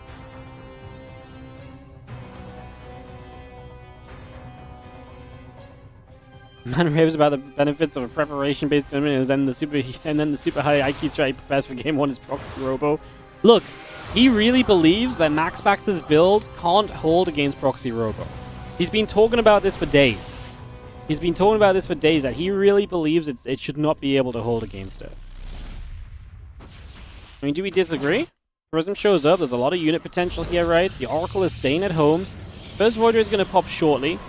You have a ton of time here as HARSTEM to build up your numbers. Obviously, as that extra gateway in place, there's going to be a lot of Stalkers. You want to get to enough Stalkers here that you can shoot down the Voider in 1 volley, preferably 2 if you have to. Basically, so you have enough to get through the battery. Oh, the Prism shows up at the right time, so we can potentially save that Stalker. Double Guardian Shield. Good strategy, just in case you somehow ended up back over here in the second Guardian Shield. It was already prepared. I know you might think that's a waste, but look at it now! It's the perfect spread of Guardian Shield. Probes are pulling in early from MaxPax. HARSTEM has the numbers, and MaxPax has to step back. His battery's almost out of energy already. That's a concern. He's already losing the low ground. Okay, this is fantastic for HARSTEM. The problem here for MaxPax is now you don't even hold the low ground, and now HARSTEM's next target is your gateway. Your Stalker count is still extremely good. HARSTEM has only lost a single probe this game, add an adept into that kill count from MaxPax. On the other side, the Oracle gets turned away. No success story over here. No successful Stasis Ward. Nexus will fall from MaxPax and HARSTEM. He's talking the talk, and now he's walking the walk. Full energy battery, just going to get targeted down. And now these Void Rays have no battery to fall to, so HARSTEM's going to push aggressively. Like, if there's no battery to fall back to, you love this fight. You can kite away still with the Prism as well. Yeah, you love this fight. You know, there's one battery really far back here, but that means you're controlling the high ground ramp. You're losing the pylons here as MaxPax. One more Stalker gets back to the Prism safely. We're going to get rid of another pylon on the side. I mean, MaxPax is just investing into purely just structures right now. A third Void Ray shows up. I just don't think there's enough firepower with 3 Void Rays. I think these Stalkers are going to be good enough. The micro back from the Prism is still good. Again, there's no batteries available. GG called. HARSTEM takes game 1.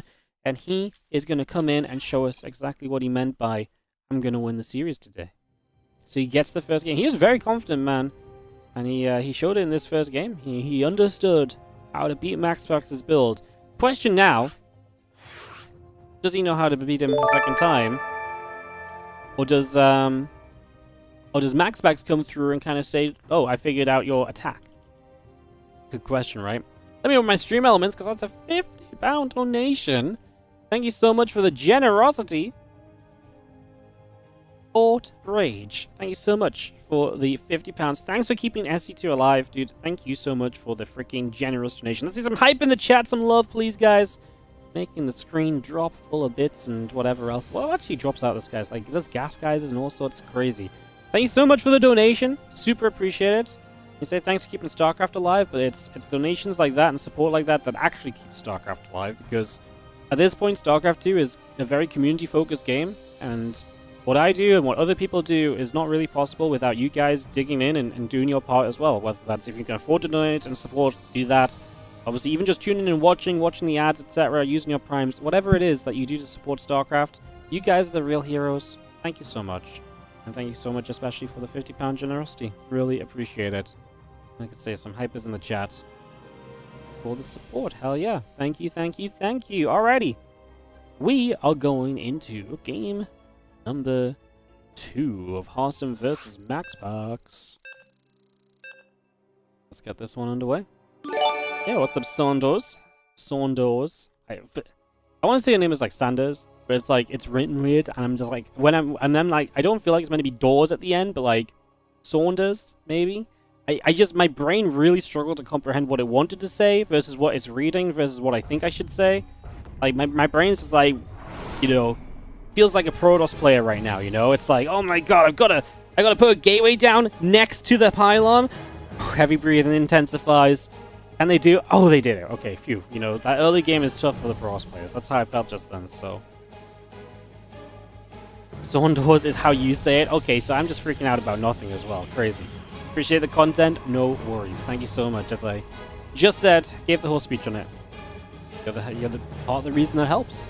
Every little helps. Every little sub. Every little prime. Let's get into this game number 2, everybody. As in the top left corner of the map, the red Protoss player chrono boosting up a storm of workers right now is going to be MaxPax. He's down a game in this best of 3. Taking on the blue Protoss in the bottom left hand corner of Persephone, it is HARSTEM. What's up, Nut Pro? Coming in with the 10-month resub on the Prime as well. Beautiful. Thank you so much for priming us up. Thank you so much for supporting the stream today. I think that puts us back to 600 subs as well, which is amazing. I'm away the next 4 days. It's Helen's birthday tomorrow, and we're taking a little trip away for the weekend. So while I'm away, we're going to lose some subs. And then obviously I'm only back for a few days before EWC, so getting to 600 now is amazing. I really want to try and get back from EWC and still have 500 subs. Because we're going to try and stream a good bunch in August, so having that kind of as a baseline would be really, really nice. Again, Cybercore coming through on both sides, the gateway coming up, probes on the way, Zealot being added on. As we just see the pylon dropping down, dead center in the map.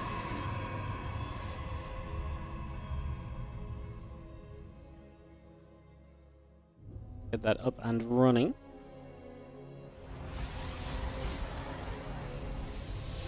And what are we going to do next to this cheeky little pylon? Not too much just yet.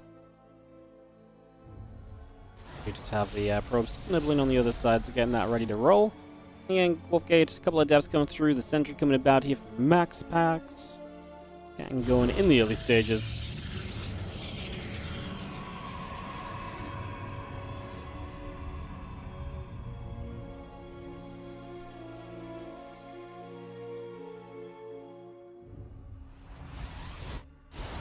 Awesome is, I'm gonna do the same. The build's different from MaxPax. This game, he's building 2 sentries. Super different, right? This is the sort of moment where HARSTEM goes, ah, huh. Because, if he was casting with me, that is. Because, before it was Adept, right?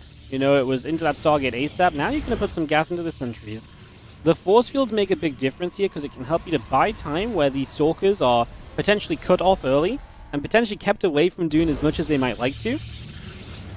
2 Adepts trying to shade up that ramp. We will see the sentry's going to start hitting.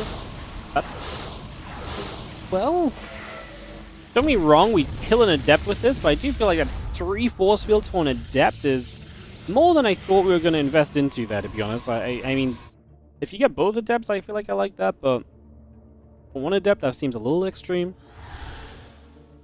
Awesome has got 3 more Adepts in this prison with the sentry. In this game, he's going to go Immortal, so he's going to go for kind of a different attack. He's not going to go into as many Stalkers straight away, but now he's going to see the pylon here. He's going to start working on that, look to depower the Stargate. He doesn't have another force field, unfortunately. I wonder if he should have warped in a force field right there. I think he's made a mistake. I think he should have killed this battery while he was hitting this pylon. Because if he kills this battery already, then he can actually stand and fight and control this area. But now he has to kill the battery while the units actually pull in and attack him. So I think it's a little bit of a misplay from HARSTEM going for this pylon. Should have probably gone for the battery instead and just committed to it. Yeah, I think it would have just been a better choice because then you can control the high ground a little bit. Anyways, he's going to get to the front. Force fields his opponent out of the out of the natural for a moment or two there. Force field's coming down. HARSTEM has to step away. Void Ray prismatically aligned. MaxPax?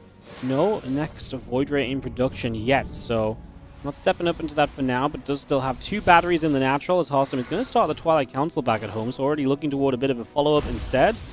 2 Stalkers chasing in, a couple of probes already going down. 4 workers being killed. Make it 5. Looking for 6. Everything else gathering up. Stalkers and sentries join in. A couple of units will settle. I mean, that was some good damage done. Remember, HARSTEM is still on 1 base as he heads into the Twilight, and I can only imagine his goal here is to... yeah, I can only imagine his goal is to play into the Blink. Honestly, like, the force fields on the ramp are huge. Like, if you got a few more units, like, it's scary to obviously have that Void Ray hit in your prison, but if you got a couple more units in the main base, like, this battery is so good. If this battery wasn't alive, then HARSTEM would have had so much potential damage there, because then you probably have to drop a recall, but then you can just do the same move onto the natural, right? Yeah, that battery really is the killer for HARSTEM as the Void Ray is activating. We pipe backwards a little bit, the sentries can do a little bit more damage. Go back and forth, the next Void Ray starts. Blink is an eternity away from HARSTEM, like, you know, we're talking about like a minute plus away, a minute and a half away realistically, easily a minute and a half away. I don't think this is the kind of situation you get back into as HARSTEM, if I'm going to be completely honest. Like, to me, Blink is way too late here. By the time you have Blink, MaxPax has had so much preparation time, there's so many Void Rays, he's going to still build them. I was going to say maybe it's even time when MaxPax could have built a Robo and started on an Immortal. I would have liked that, but I also don't know if it's needed. I don't know if it's going to make much difference versus just cranking out another Void. And I mean, because we're going to get to the point where, yes, the Stalkers one-shot the Voids, but that's also going to be with a commitment in, and that one-shot's not going to last for all 3 Void Rays. And so that's the whole idea, is that maybe he kills 1, and if he kills a second, it's going to come at a heavy Stalker loss. Because he's going to, you know, MaxPax is not going to give him the Void Ray shoot down without him blinking in, basically.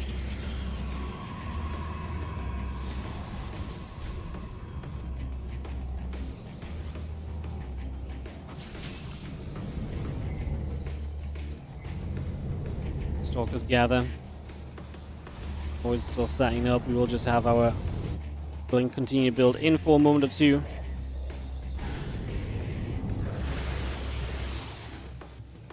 Prefer Dark Shrine to Blink. I think HARSTEM's issue with the Dark Shrine is that MaxPax is always going to be looking here. I think he's probably... Well, maybe you could DT's drop into the main base, would have been cool. I'm just thinking, like, how do you deny the Stargaze? To stop the Oracle from coming out and just eventually finding the defense anyway. With the blink available, he's going to blink into the main. It's ugly. The force fields are very good. He didn't get the force field down cleanly. MaxPax saw it coming a little ahead of time. And now HARSTEM has to back away from the ramp, so he can't continue to force field. It was a daring move. I think it was not a bad idea to kind of try and go for this, but it's not going to be good enough. As he shoots down one Void Ray, but his Stalkers are in trouble. And deep trouble at that. Like I said, I think the idea was okay, but the execution throughout this game was not there like it was in the first game. MaxPax going to bring it back a map and set us off to 1-1 in this best of 3.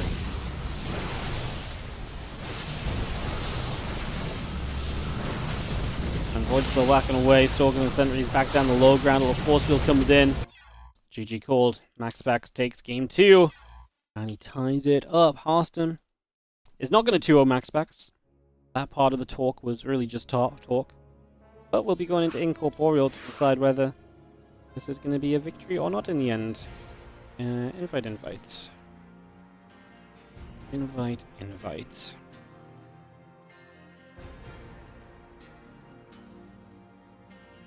We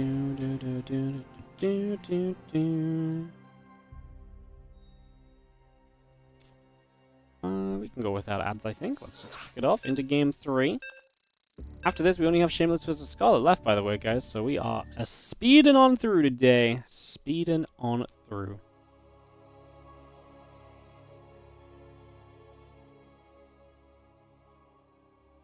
Just a speeding. Speeding on through. Yeah, 1 PvZ left after this. Crazy stuff. Let's get in game. Let's cast it up. Pressing all the wrong buttons. 1-1 in the bottom right-hand side. Looking to be at the 3-0 scoreline after 3 rounds. It's going to be our red Protoss player in the bottom right. It is MaxPax. Up against the blue Protoss in the top left corner, we have ourselves HARSTEM.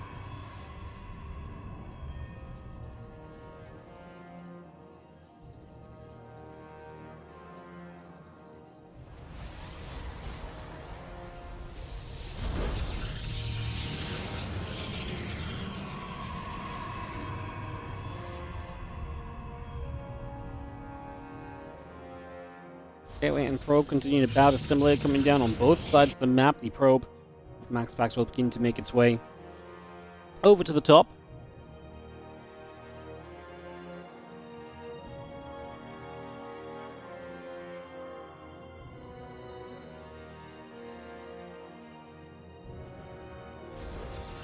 Early scout from MaxPax to see what is up. Second gateway from HARSTEM. Probe begins to leave onto the map from him. So MaxPax will know if that probe stops to make a pylon, right? Because he sees it leaving, so he knows how long it should take for it to come across the map and get into his base. So if it stops for a significant amount of time to build a pylon, MaxPax will know there's a pylon out on the map, right? Plus he's in the main base as well to see the lack of a pylon. So, yeah. This pylon from HARSTEM is not going to be sneaky. It's not going to be unknown about its exact location, sure, but generally this is something we're aware of right now.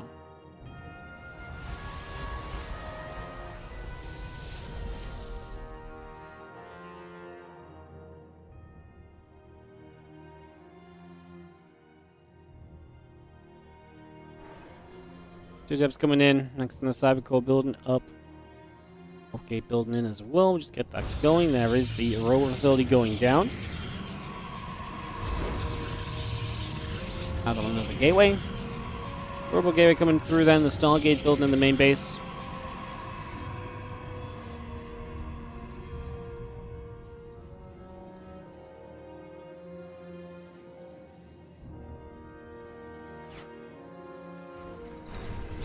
Takes the watchtower just for a second.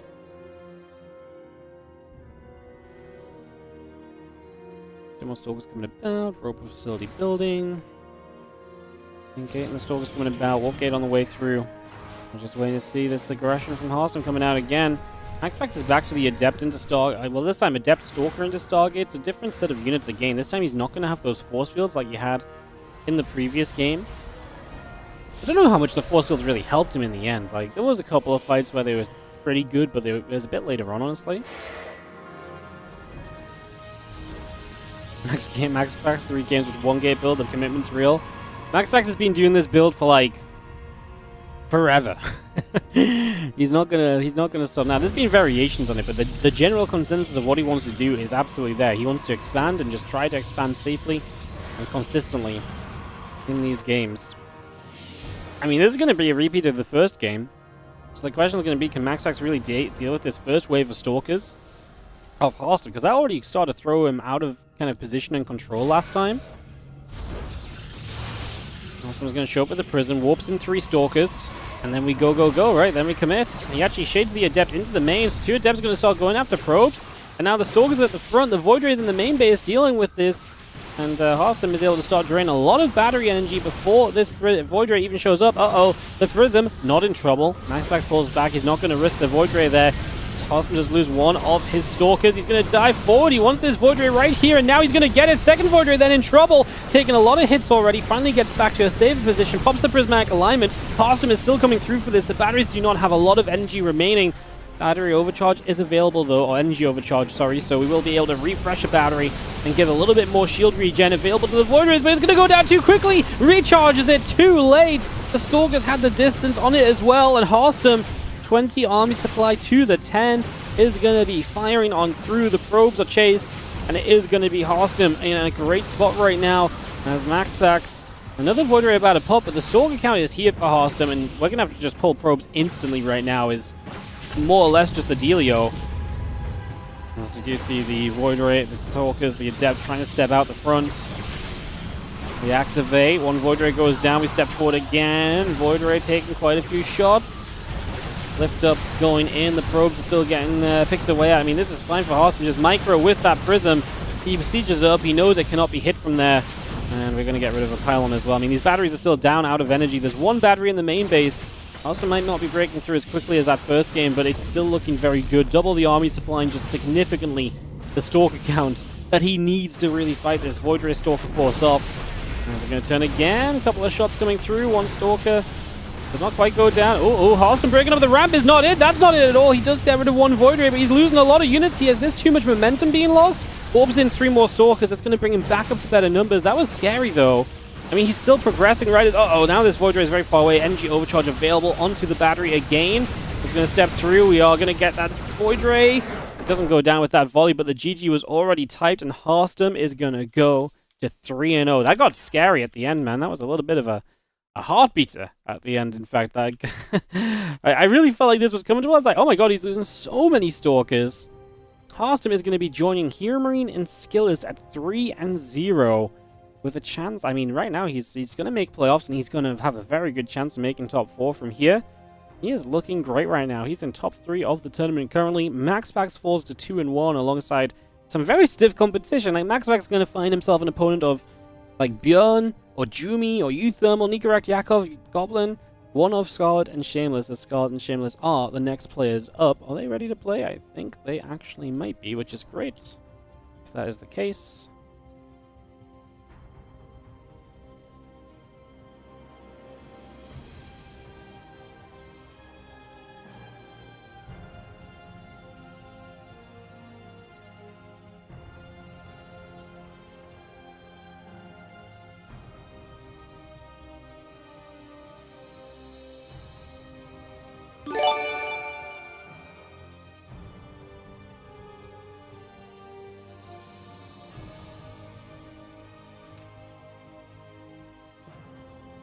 Sorry guys, give me 1 sec. Oh, HARSTEM with the 115. How I like them apples. Beautiful apples. Beautiful apples. Love it.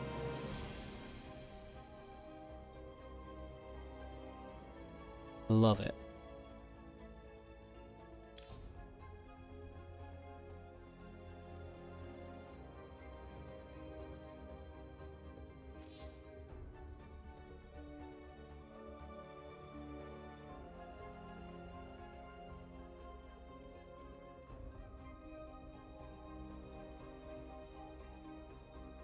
Alright guys, sorry, just trying to figure stuff out. See if we're good to go into this PvZ.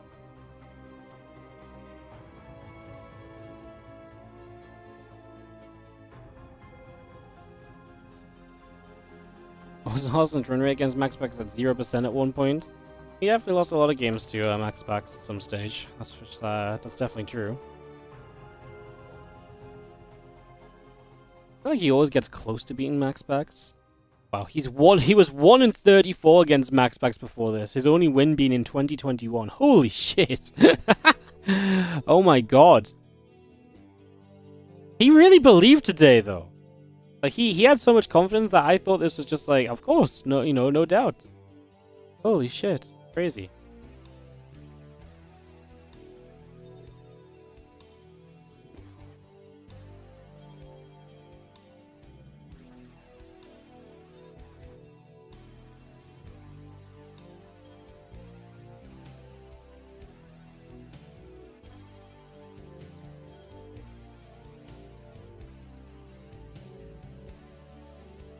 Alright guys, just trying to get in contact with one of our players.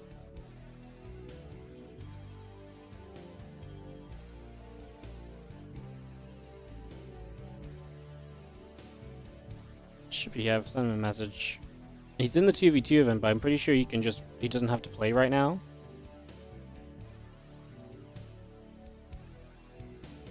I think it's fine.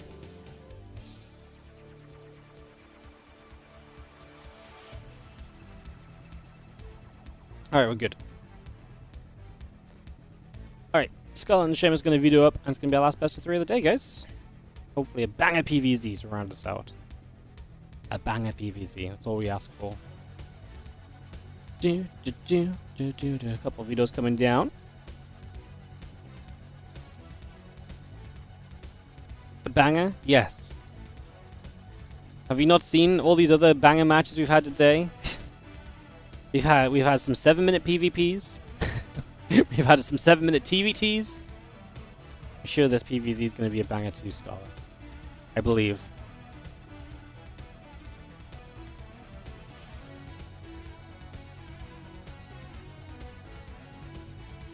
Torches. 7 minutes per map or series. I mean, we did the first 3 best of 3s within an hour. Put it that way. We had a 12-minute PvT, which also turned into a PvP. We had another 12-minute PvP. That last series was what? A 16-minute PvP? It's been a fast day. It's been a fast day.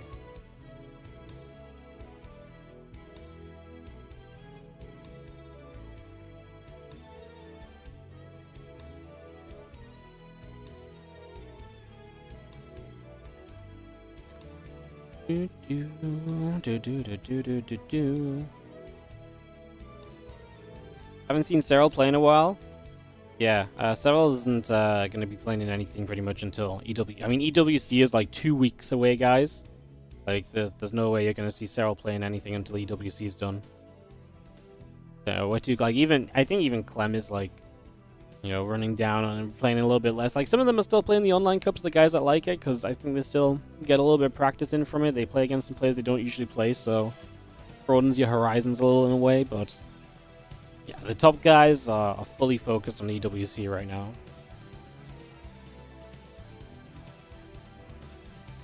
Wardy, every top Protoss player is smashing MaxPax, even HARSTEM. That is proper humiliating. I think right now his build is...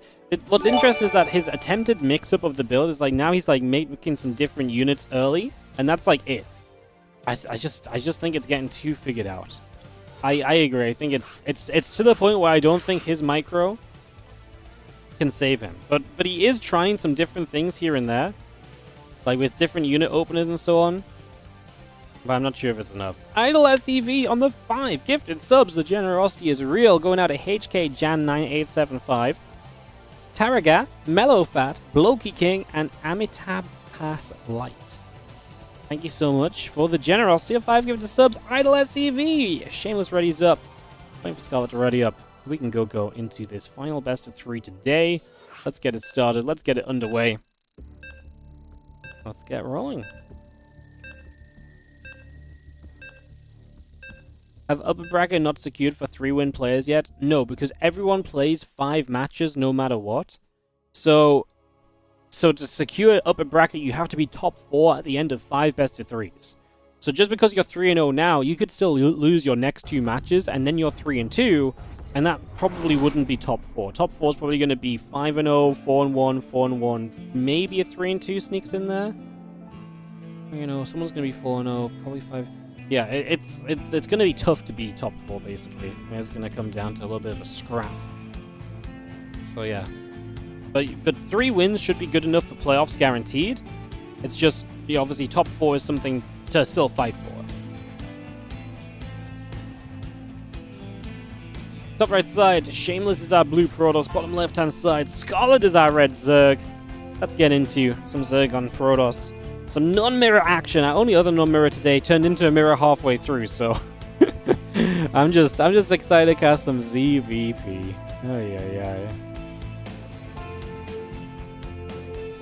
Oh yeah. Hopefully the next round does not give us as many mirror matchups. It's kind of unlucky that we got as many mirror matchups all at once. Like, you expect a lot of, like, PvP. Sure, it's a very Protoss-heavy tournament, but, like, there was a lot. Like, we did not have to draw the TVTs and the ZVZs, and when we did, the fact we drew them back, all in the same round is pretty brutal. So, hopefully round 4 has a little bit more matchup diversity. Remember, round 4 is going to have the longest amount of time between it and its previous round. So round 4 will be next week, 6 days from now. Tuesday will be the first day of round 4, so going to be a lot of preparation time for the players. They will know their opponents ahead of time.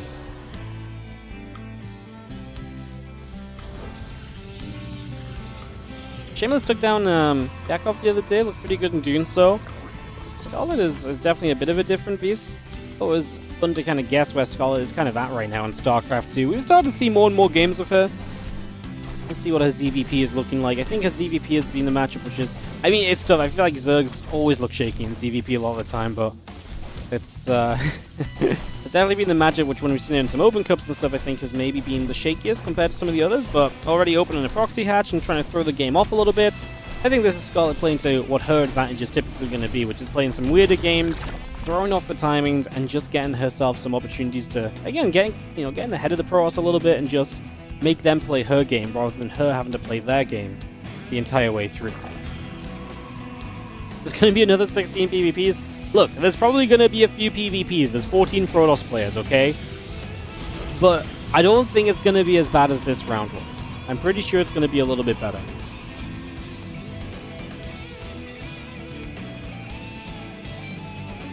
Drone moves in the main base. A couple probes pull across. Queen's coming up. Ling speed coming up. We just have the Zealot showing up on the natural. Obviously, he's a bit weak because he built a hatch across the map, so we're kind of missing the Queen and the Lings, but they pop out now. A minor drone pull against the Zealot and the initial Adept. And obviously, we now do have Zerglings popping through. That should be able to help us here. Are we going to commit this Adept in? No, we are not. Yo, thank you so much. The barcode on the £4 donation. Thanks for the Star 2 stream. Thank you so much for the donation.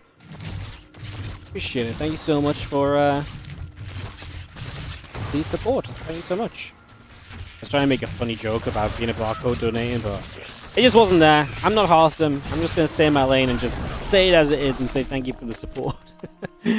Sometimes it's good to know your strengths. And my strength is saying what I know for a fact is on the screen. Oracle on the way up. The warp gate coming through. The Adept on the way. 6 drones, Ling speed all building up. A Spore Crawler being added on as well from Scarlet, as we do have that Oracle about halfway done for now. The Adept will move across to the 3rd and just kind of camp out there for a couple of moments.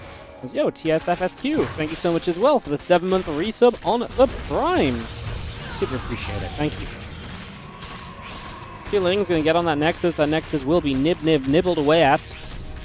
As the Oracle activates, a couple of Lings already going down. Some damage being dealt. We do have the Oracle just going to be caught for a second. Again, Oracle coming through. Warp Gate and Twilight Council coming about as well. More gates and the Nexus coming up also. We get that all underway.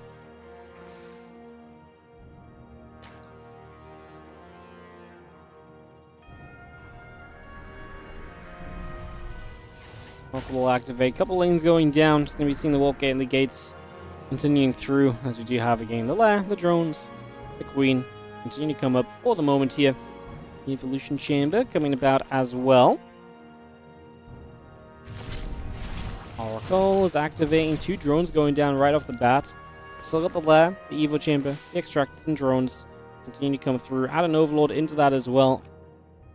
He's just lost a couple of workers. That's very fine. Scarlet straight to the Hydra den, I think, is going to be the plan here. Some Ling Hydra. And we'll see if she goes Bane Nest as well, or if it's just going to be pure Ling Hydra. There are quite a few aggressive timings you can make off of pure Ling Hydra, so I would imagine that this is potentially going to be one of those.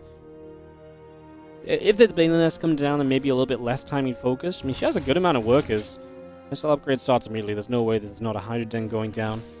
And I would guess just no Baneling Nest either, because like I say, I think you would just start it by now. Especially with the missile upgrade coming up, it really feels like this is just going to be Ling Hydra and we go from there.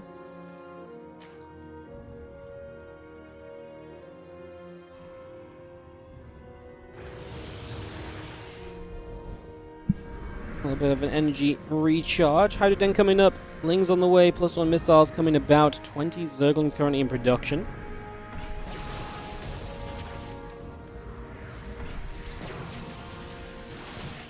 Stalker step up, couple quick tumors go down. Hatcher already getting poked away at.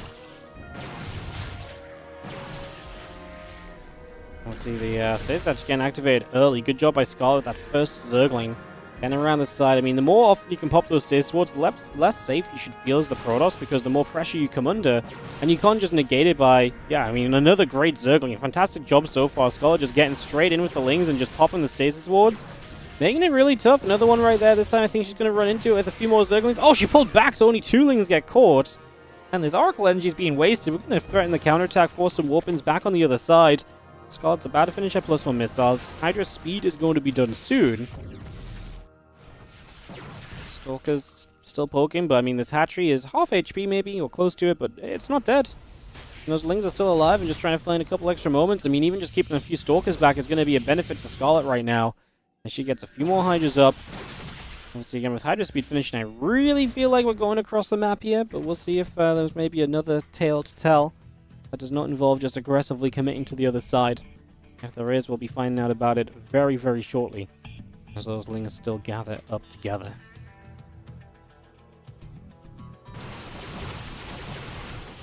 I'm just going to hit the Stalkers. They get pushed back a little bit. Ling's trying to get a catch here. A couple of Hydras get caught in a stasis ward. We're still over here. We don't have any stasis back at home, and Storm's not done yet. I like what Scarlet does, though. Realizing the attempt to knock down those rocks is happening, so she says, right, cool, let's start going from the other side. Lings are now, though, going to kind of maybe get a catch on these Stalkers. This is going to get a little bit awkward. Do we have a chance to shut down the rocks anymore? No. So the few Hydras come through from this direction anyway.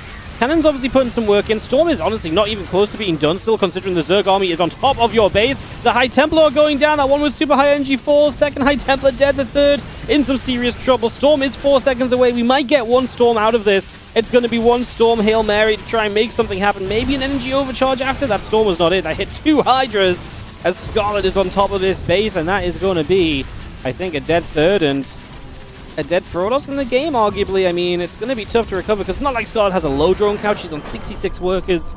Scarlet smashes through for the 1-0 lead in this match. That's very important because we are, you know, at 1-1 in the group for these two. So a matchup win here is super huge. It really does a lot for you to, you know, basically 2-1 is a super great position. Like 2-1 is where MaxPax is at right now, you know, so it puts you in a great spot. As map 2 will be Tokamak. Let's host up and see if Scarlet has more of that Ling Hydra to smash her opponent in the face with. Drop the lobby link down.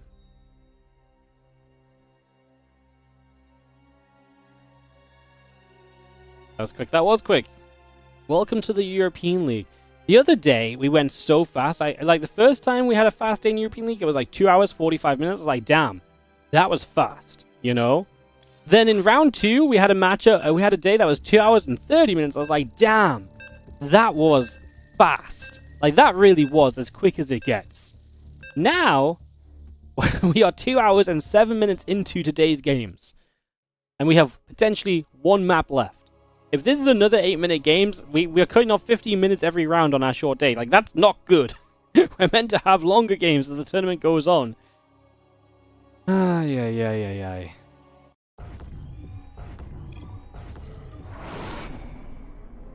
Next time will be 1.5. I really hope not. Believe it or not, I actually need to run some ads to like support this tournament, you know.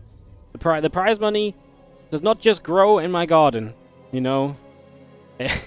We actually got to run the ads and earn the money here and have some time to sell out and tell people to subscribe and check out the Patreon, etc., etc.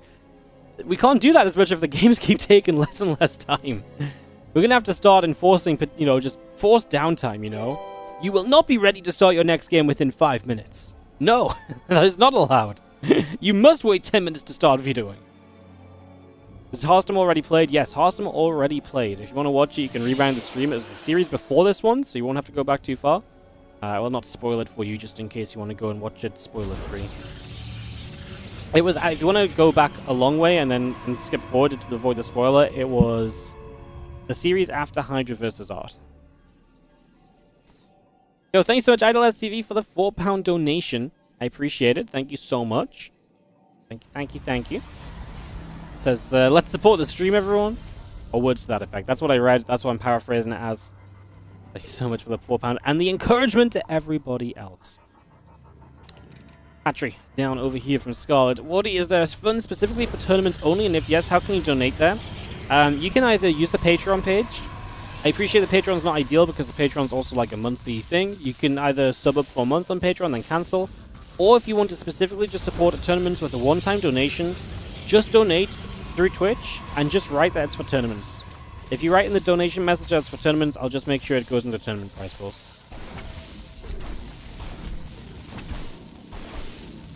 So yeah, if you want to do a recurring support for tournaments, Patreon's your best friend. 100% of Patreon pledges go into tournament prize pools. If you want to just do a one-off support for tournaments, just write it in a donation link. Basically, it's probably the easiest way. This was obviously an early pool from Scarlet this time with the hatchery and the wall off to try and give us some opportunity, but the pro pool was good and actually kind of denied this hatchery from really achieving much. Now 2 zealots are already out. I mean, this is still not bad for Scarlet because there is going to be a delay on the Nexus from Shameless. What's interesting, I suppose...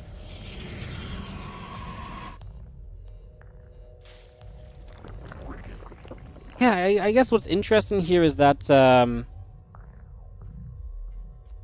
you now have the 2 Adepts to deal with. So as hatchery comes up from Scarlet, she'll still be behind on workers, but she has to deal with the 2 Zealots and 2 Adepts coming across the map, so that might be difficult. We'll see. On Patreon, you can simply cancel right away, and it will be like a one-time donation.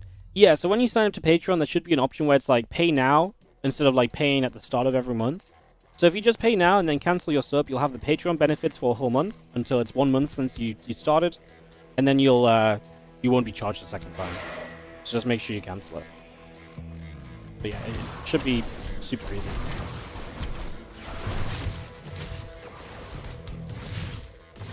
It's not one of them tricksy things that you can cancel like straight away and still reap the benefits of having support for the month, you know. It's gonna be 2 queens with the defense. I mean, this is fine, right? Scarlet is not making like a crazy amount of lings extra over this. Like, this defense seems to be fine. She has enough lings to stop the Adept shading in. I still think so, even against 3-4 Adepts. I think it's a good amount of lings, honestly. The only good thing right now, I would say, is obviously the queens are not in the main base, and there is no creep between the main and natural. Yeah, Scarlet fixes that instantly. Gives you a lot more mobility to help with when it comes to dealing with those... Yeah, it gives you a lot of ability to actually deal with the Adept shades a bit more. Now the Stargate going to start up. I'm going to threaten again. The Lings should be able to kind of chase after those Adepts. They could shade into the main. This is an interesting choice because Scarlet can actually chase these, but it also gives you potential to shade natural or main base, and now you've got to kind of, as Scarlet, figure out what you want to do here because your units are going to split up. Okay, this was not a good chase from Scarlet. She loses a lot of Lings trying to chase those Adepts in the corner. She should have just let them be. Nice Evo Chamber block is going to try and minimize the effect of this right now. Ling speed is still a ways off. Extra Lings popping. Yeah, this is the issue. Once the Adepts get in the main, they are able to kind of choose which base you go to, and then I think Scarlet would have been better to pull her Lings back, not threaten the Adepts. The problem is then they walk to a mineral line and they shade to the other, right? Like, it's so hard to deal with Adepts with low numbers of workers, and we're actually going to recall away very responsibly here from Shameless. Just gets out of there before Ling speed is done, does not give those Adepts up, and that is going to be some workers killed, some mining time lost, and just punishes Scarlet a little bit for... Again, the lackluster position she's in from an early pool that did not really generate enough value in the early stages. Shameless is going to throw a 3rd Nexus down before Scarlet has her own. I mean, he can do this because he has the Adept still alive, right? Like, the Oracles are very late in this game. And the Oracle isn't out to defend that third, so if all the Adepts were dead and the Lings ran across the map, that third can't come down. But by recalling the Adepts and just saying, cool, I've already done enough, Scarlet can't do anything about that third base. So she has to just continue playing from a deficit here as her hatchery comes online, Rotron coming up, and we get ready to go. The replay packs on Patreon, are they included in the $5 subscription? Yes, if you, so you can, the way the replay packs work on Patreon is you can purchase them with the you can purchase the post basically for $5, or if you subscribe to the Patreon, you just have access to the $5 tier of posts as well. So you only need to, it's only an option to buy if someone just wants to buy that specific post basically. So yeah, if you just pledge $5, you will get access to the replay packs. You'll get not just you won't just get access to the most recent one. If you subscribe, you actually get access to all of the replay packs that we've ever uploaded. You can go through all of our past Patreon posts and download them all if you want to, you know. Yeah, this is a rough game for Scarlet. I mean, like I say, she just didn't really generate enough off that early catch block into the Lings. That, I mean, the Hydra was just dealt with very well. Shameless really had a good answer to what was going on.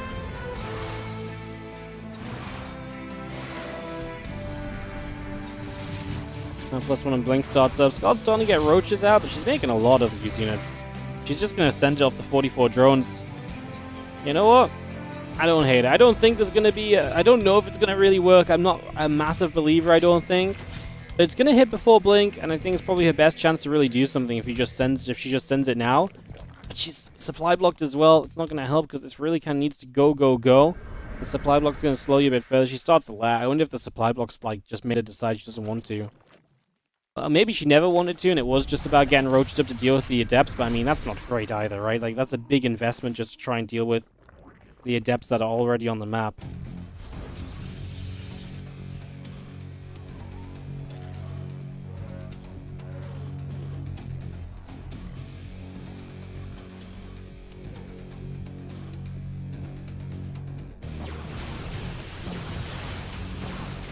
So we're going to take off the Overlord and knock that down.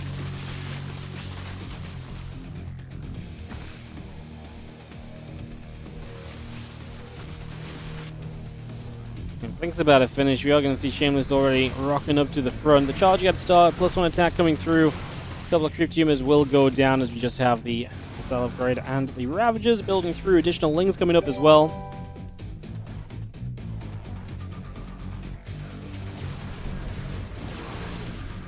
So it's gonna go back the other way.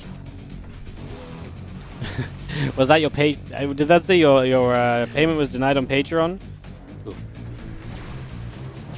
Sometimes Patreon can be a bit weird, I guess. Some people's banks just don't like Patreon and stuff as well. It's weird. But thank you so much for the donation, though. Appreciate it, mate.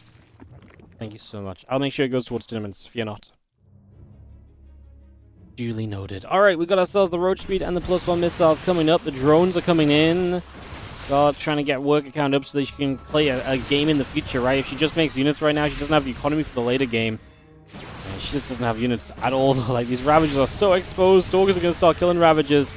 Ravagers are so expensive, you can't just afford to lose those like that. The Lings show up, and this time the stasis catches. Because Scarlet's constantly under pressure, she's not being able to have the freedom to send a Ling here and to send a Ling there just to pop those stasis wards like she did in the last game.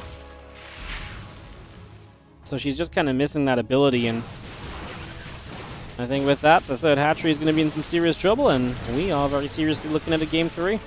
Because stasis ward catches the Lings a second time. Hatchery dead. I think Scarlet, I mean, she basically has one rush across the map with these units if she wants to rush across, but she's actually going to start the infestation pit. I wonder if her long-term just plan is like, okay, I'm screwed. Maybe if I can somehow survive to lurkers, question mark. Yeah, there's a lurker den going down. The infestation pit makes you think like, Hive, what do you want to do off of a Hive right now? Realistically, the only thing I think possibly saves you is surviving to lurkers. So I think the idea is sound. It's just the reality is that this entire game was based off of the early game, and that early game was extremely one-sided, unfortunately, against Scarlet. Her build just did not work. There's not really much else to say outside of that. Like, her build was not what it needed to be. And that's going to land you in a full bundle of trouble.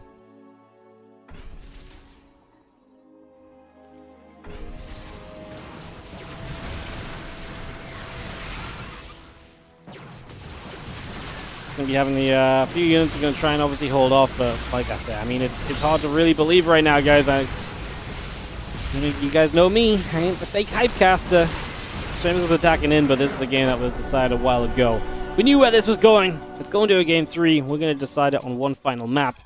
And hey, an actual series, back and forth, some longer games. Let's see what we get as... What's our last map? It's definitely Ley Lines last. Inco Island is our last map. Now, talking about fast days, back in the day there was Team On Fire, if you guys remember. There was I think it was a combo of like On Fire Acer, where it was like Scarlet, Bly, and Neeb were playing as a team league together. I can't remember the exact team, but definitely was Scarlet's team with Bly, I'm pretty sure. And there was one day where they played a best of 7, and my god, it was it was a 6-game best of 7. So you're like, okay. And it was like a 6-game best of 7 that was done in like 35 minutes. And I was just like, oh my god. Like, this really was, at the time, this was like such a stupid fast day as well. Like, it was silly fast, you know? It was silly fast. Players are ready, go cold. And we get ready to hop on into a game 3 of the series. What's up, Elunastra? Thank you so much for the Prime sub. Thank you.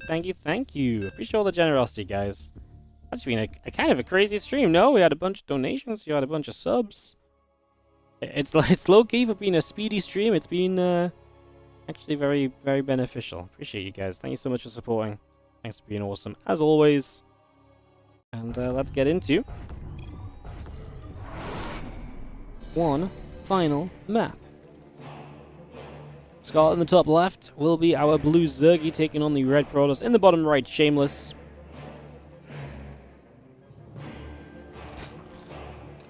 Let's see what we get. I deserve it. I appreciate that, but that doesn't mean I should expect it. I mean, there's also a lot of streams where...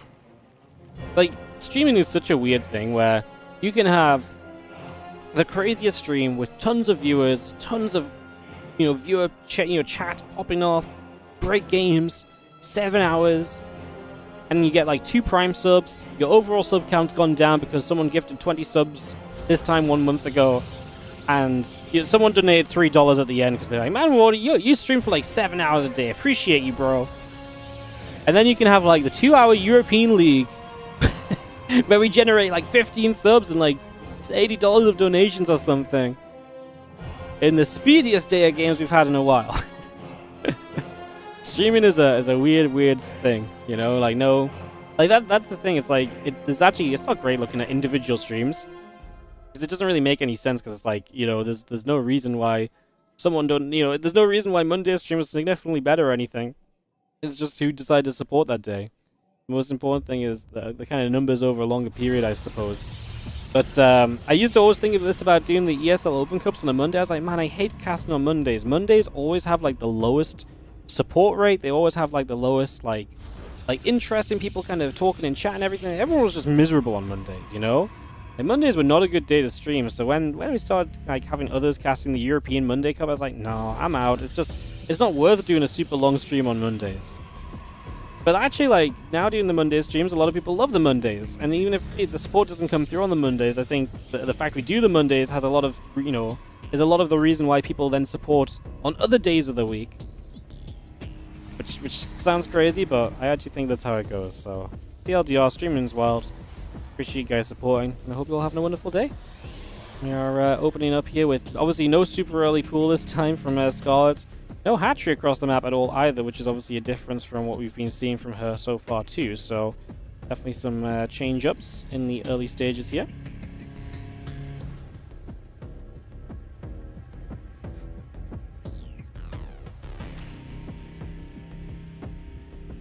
Couple Ling's going to go after that probe. Scott obviously was forced to the 3rd hatch location initially. It's just a little factor there, something to think on for a few moments.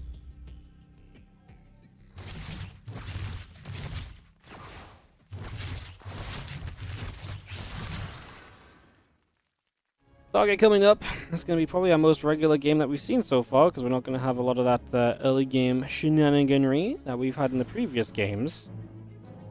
Oracle coming up from Shameless again. Big matchup. Being 2-1 versus 1-2 is huge. 1-2 is rough because Showtime is 1-2 as well, guys. He's the big hitter at 1-2 right now. If you play Showtime at 1-2, that is basically a battle to stay in your to stay in the playoff race. So it could be absolutely brutal, plain and simple. Like, that is not gonna be easy. It's not gonna be easy at all, honestly. So yeah. I mean, after this game, we actually get to see what the next round of matches look like. So we'll be seeing who's going to regret losing out and actually having to play against Showtime now, you know? Crazy stuff. Yeah, what's up, King Hong in the YouTube stream? It says, first time on your stream, by the way, but will not be the last. Keep it up. Hell yeah. Good to see you, mate. Thanks for joining us for some StarCraft, too. Appreciate you dropping by and hanging out. It's great to hear. So many people finding the stream lately on YouTube that just never watched before. It's baffling. We've been doing this thing full time for like 10 freaking years. We're still finding new people watching the stream 10 years in is obviously wild. And Wardy Dad with the 100-month resub on the Prime. Guys, if my dad can hit the Prime button 100 months in a row, you guys can as well. Crazy. The big 100 from the family. Thank you so much, Wardy Dad. An inspiration to all of you primers out there. 5 drones going down. It's nice from these oracles. It's not the earliest 5 drone denial, but still, it's never a bad thing to get, you know, drone kills. It's just, at least this wasn't a little bit earlier from Scarlet's point of view, right? She's looking at this as, oh, that was rough, but like I say, could have maybe been worse. Hey, what's up there, Minho? Thank you so much for the 3-month resub on the Prime as well. Appreciate it. Thank you very much. Hope you're doing great as the few adepts are going to step forward and try and see a little bit of what's up and what we're getting up to. See if there's some opportunity to cause some chaos and some trouble here in the next few moments as the couple queens are going to start poking against the adepts right there as well. So a little bit of damage being dealt for the first few moments. Take a little bit of an opportunity. Another upgrade building, Resonating Glaives coming out. We've got a Forge on the way as well. It's going to see that Queen stepping over. The few Adepts will come into the front also. So yeah, we'll just step through, take a second or so. Just going to have those Adepts going to try and shade up a little bit. Queens will try and deflect the Adepts back. It's Glaives from Shameless. Scarlet's prep against Glaives does not exactly feel ideal right now. Ain't loving it, if I'm going to be honest. I mean, she has Lings and Lings and Lings. I mean, Lings and Queens alone shouldn't do well against this. Let's see if we can find something miraculous as the Adepts really reveal themselves. Scarlet is just shy of being supply blocked. I think Shameless has this, to be honest. I think Scarlet's in trouble. I think Hydra time in that first game was solid, but it's just all gone wrong after that game 2 opening that just didn't do much at all, and now this third game is, like I say, backfiring pretty darn swiftly as well. I mean, there's just 11 drones down. We're going to kill the Evo Chamber. Melee upgrade's not a great opening against Lings. It's even worse when your melee upgrade doesn't even finish. That's, yeah, that really is something as well. Jeez. This one is not looking overly pretty, guys, to be, again, a little bit frank with y'all. This one might be on its way to being done. Shameless is going to get that big 2-1 victory. And like I say, that is absolutely huge. As he will get a chance to play the playoffs next time he comes around in round 4 a few days from now, about 6 days from now. Exciting to see him there. It'll be fun to see how that turns out. But yeah, in this very moment right here, as you can see, this is obviously not looking pretty. And it's all really gone, unfortunately, not the right way for Scarlet as the Stalker's going to fight against those few Lings. Counterattack is going to get a few probes, but I mean, right now we're in a position of talking about way more than needing just a few probes, right? We need way more than that. This game is absolutely getting completely out of reach way too quickly right now. It's all going wrong, unfortunately for Scarlet. And Scarlet's had a rough event because I feel like in that first round against Percy Val, she had such a cool opportunity as well. She played some great games there. Unfortunately, it's just gone a little bit the wrong direction ever since. But there'll still be a chance at that 1 and 2. I'm really hoping for our Zerg hopes in the tournament and having some Zergs in the playoffs and so on that Scarlet does not play Showtime in the like, I think it'd be really good for us if Scarlet just did not play Showtime in the round of in the round 4. Those two could avoid each other. That's my only request. Bracket gods, please make it be. Stalker's getting across, killing off this base, and just solidifying what we kind of already know about this situation, which is that it is not going the way we really want it to. Stalkers are going to fight. Fire a few shots off. Scarlet going to just keep on trying to hang on in there, but again, the reality is, I think, really setting in that this game is going to be nigh on wrapping up.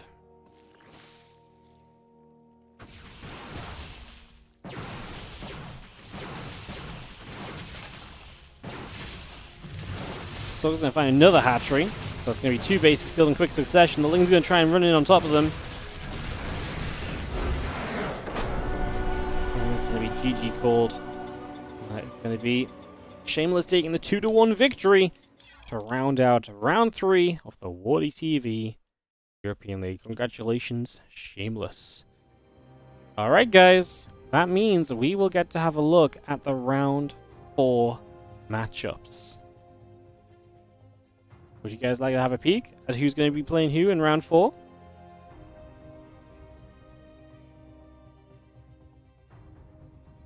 Let's... You guys ready? You guys want to see who's playing who? I'm excited to see who's playing who. Let's do it. All right, let's reveal. Round 4 is going to be the following. We're going to have HARSTEM and Hero Marine playing at the 2-0 matches. Very unfortunately for Skillous. So the round 4 is a little bit of a unique round because obviously we have some players who are... We only have 3 players who are 3-0. So one player is going to get up paired and the other player gets down paired. So that means that Skillous at 3-0 will play MaxPax, who is at 2-1. So that's actually kind of a crazy one. If MaxPax wins that, there's only going to be one player at 4-0. They're going to be right off and away in the event. I mean, 3-1 is going to become a very popular scoreline potentially. So HARSTEM versus Hero Marine, Skillous versus MaxPax. Bjorn is going to be playing against UTHERMAL. That's actually kind of fun. Interested to see what UTHERMAL does there. See if he plays any Protoss or not. Shameless is going to play against Nikoract, 2 players who I think are going to be loving the fact that they're 2-1. One of those 2 is going to pretty much book themselves into the playoffs with a victory at that 2-1 match score. So that's going to be a huge game for those 2. That's going to be absolutely massive. That'll be great to see. Goblin is going to play against Mana, a fantastic matchup. Again, another really tight PvP. Jumi is going to escape PvP hell, and he's going to get the chance to play against Yakov. Also, again, another opportunity for 2 players who really would love to get through to that 3-1 and just more or less secure a playoff position already. We start going down to the players who are at 1-2 with Fiant against Baby Marine. In fact, Baby Marine, these are the 0-3 matches. So Fiant and Baby Marine are both 0-3, and Hydra is the 0-3 player who will play against someone at 1-2 in the form of Mixu. So Fiant and Baby Marine, one of those guys will get their first win. Hydra will look for his first win against a Mixu, who could go to 2-2 and then potentially be in a playoff potential still. Christiana will play against Scarlet. That's a rough match at 1-2 as well. Christiana's losses to UTHERMAL and Young Yakov so far. And Scarlet, obviously, we've just seen, unfortunately, losing out here. So Christiana will be her next matchup. Showtime against Sebezdes. Sebezdes has had such a close tournament. He went 1-2 against Christiana round 1. Did not feel like he had it so much against Mana the other day. Now has to play Showtime. That's going to be a brutal round 4 matchup for him. We round up the final matches with Geralt against Art, 2 players who just found their first win in the most recent round. Geralt beating Baby Marine, and Art beating Hydra. And then Percival, we just saw losing today as Night Phoenix lost as well to Jumi. Percival just lost today to Nikoract. That's going to be some TVP in the 1-2 match to see if one of those guys can keep some playoff hopes alive. So that's going to be our matchups. That's going to be what's going on.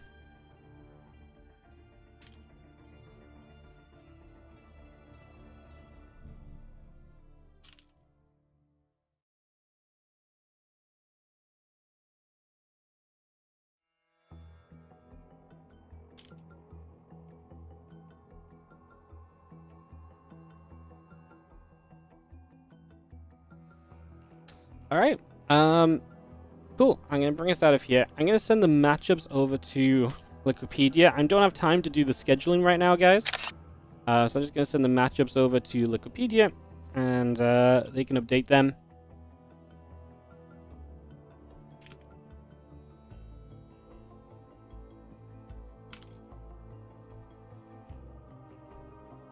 So yeah, perfect. Guys, I've got to go. I've got to go drop Ellie off for the...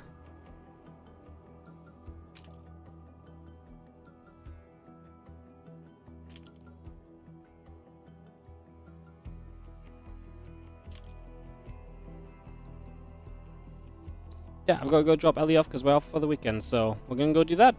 It's kind of a good day for it to go quickly because, like I say, I actually have some IRL stuff to do.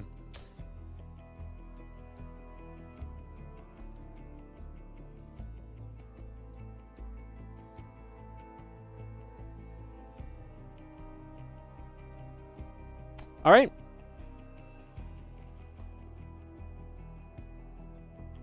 So I will see you guys later. I'm gonna run some ads on the outro. I don't know why, but this end of the stream is coming as a shock to me. Apparently, I'm like, what am I gonna do right now? I'm gonna end the stream up. How do we do that?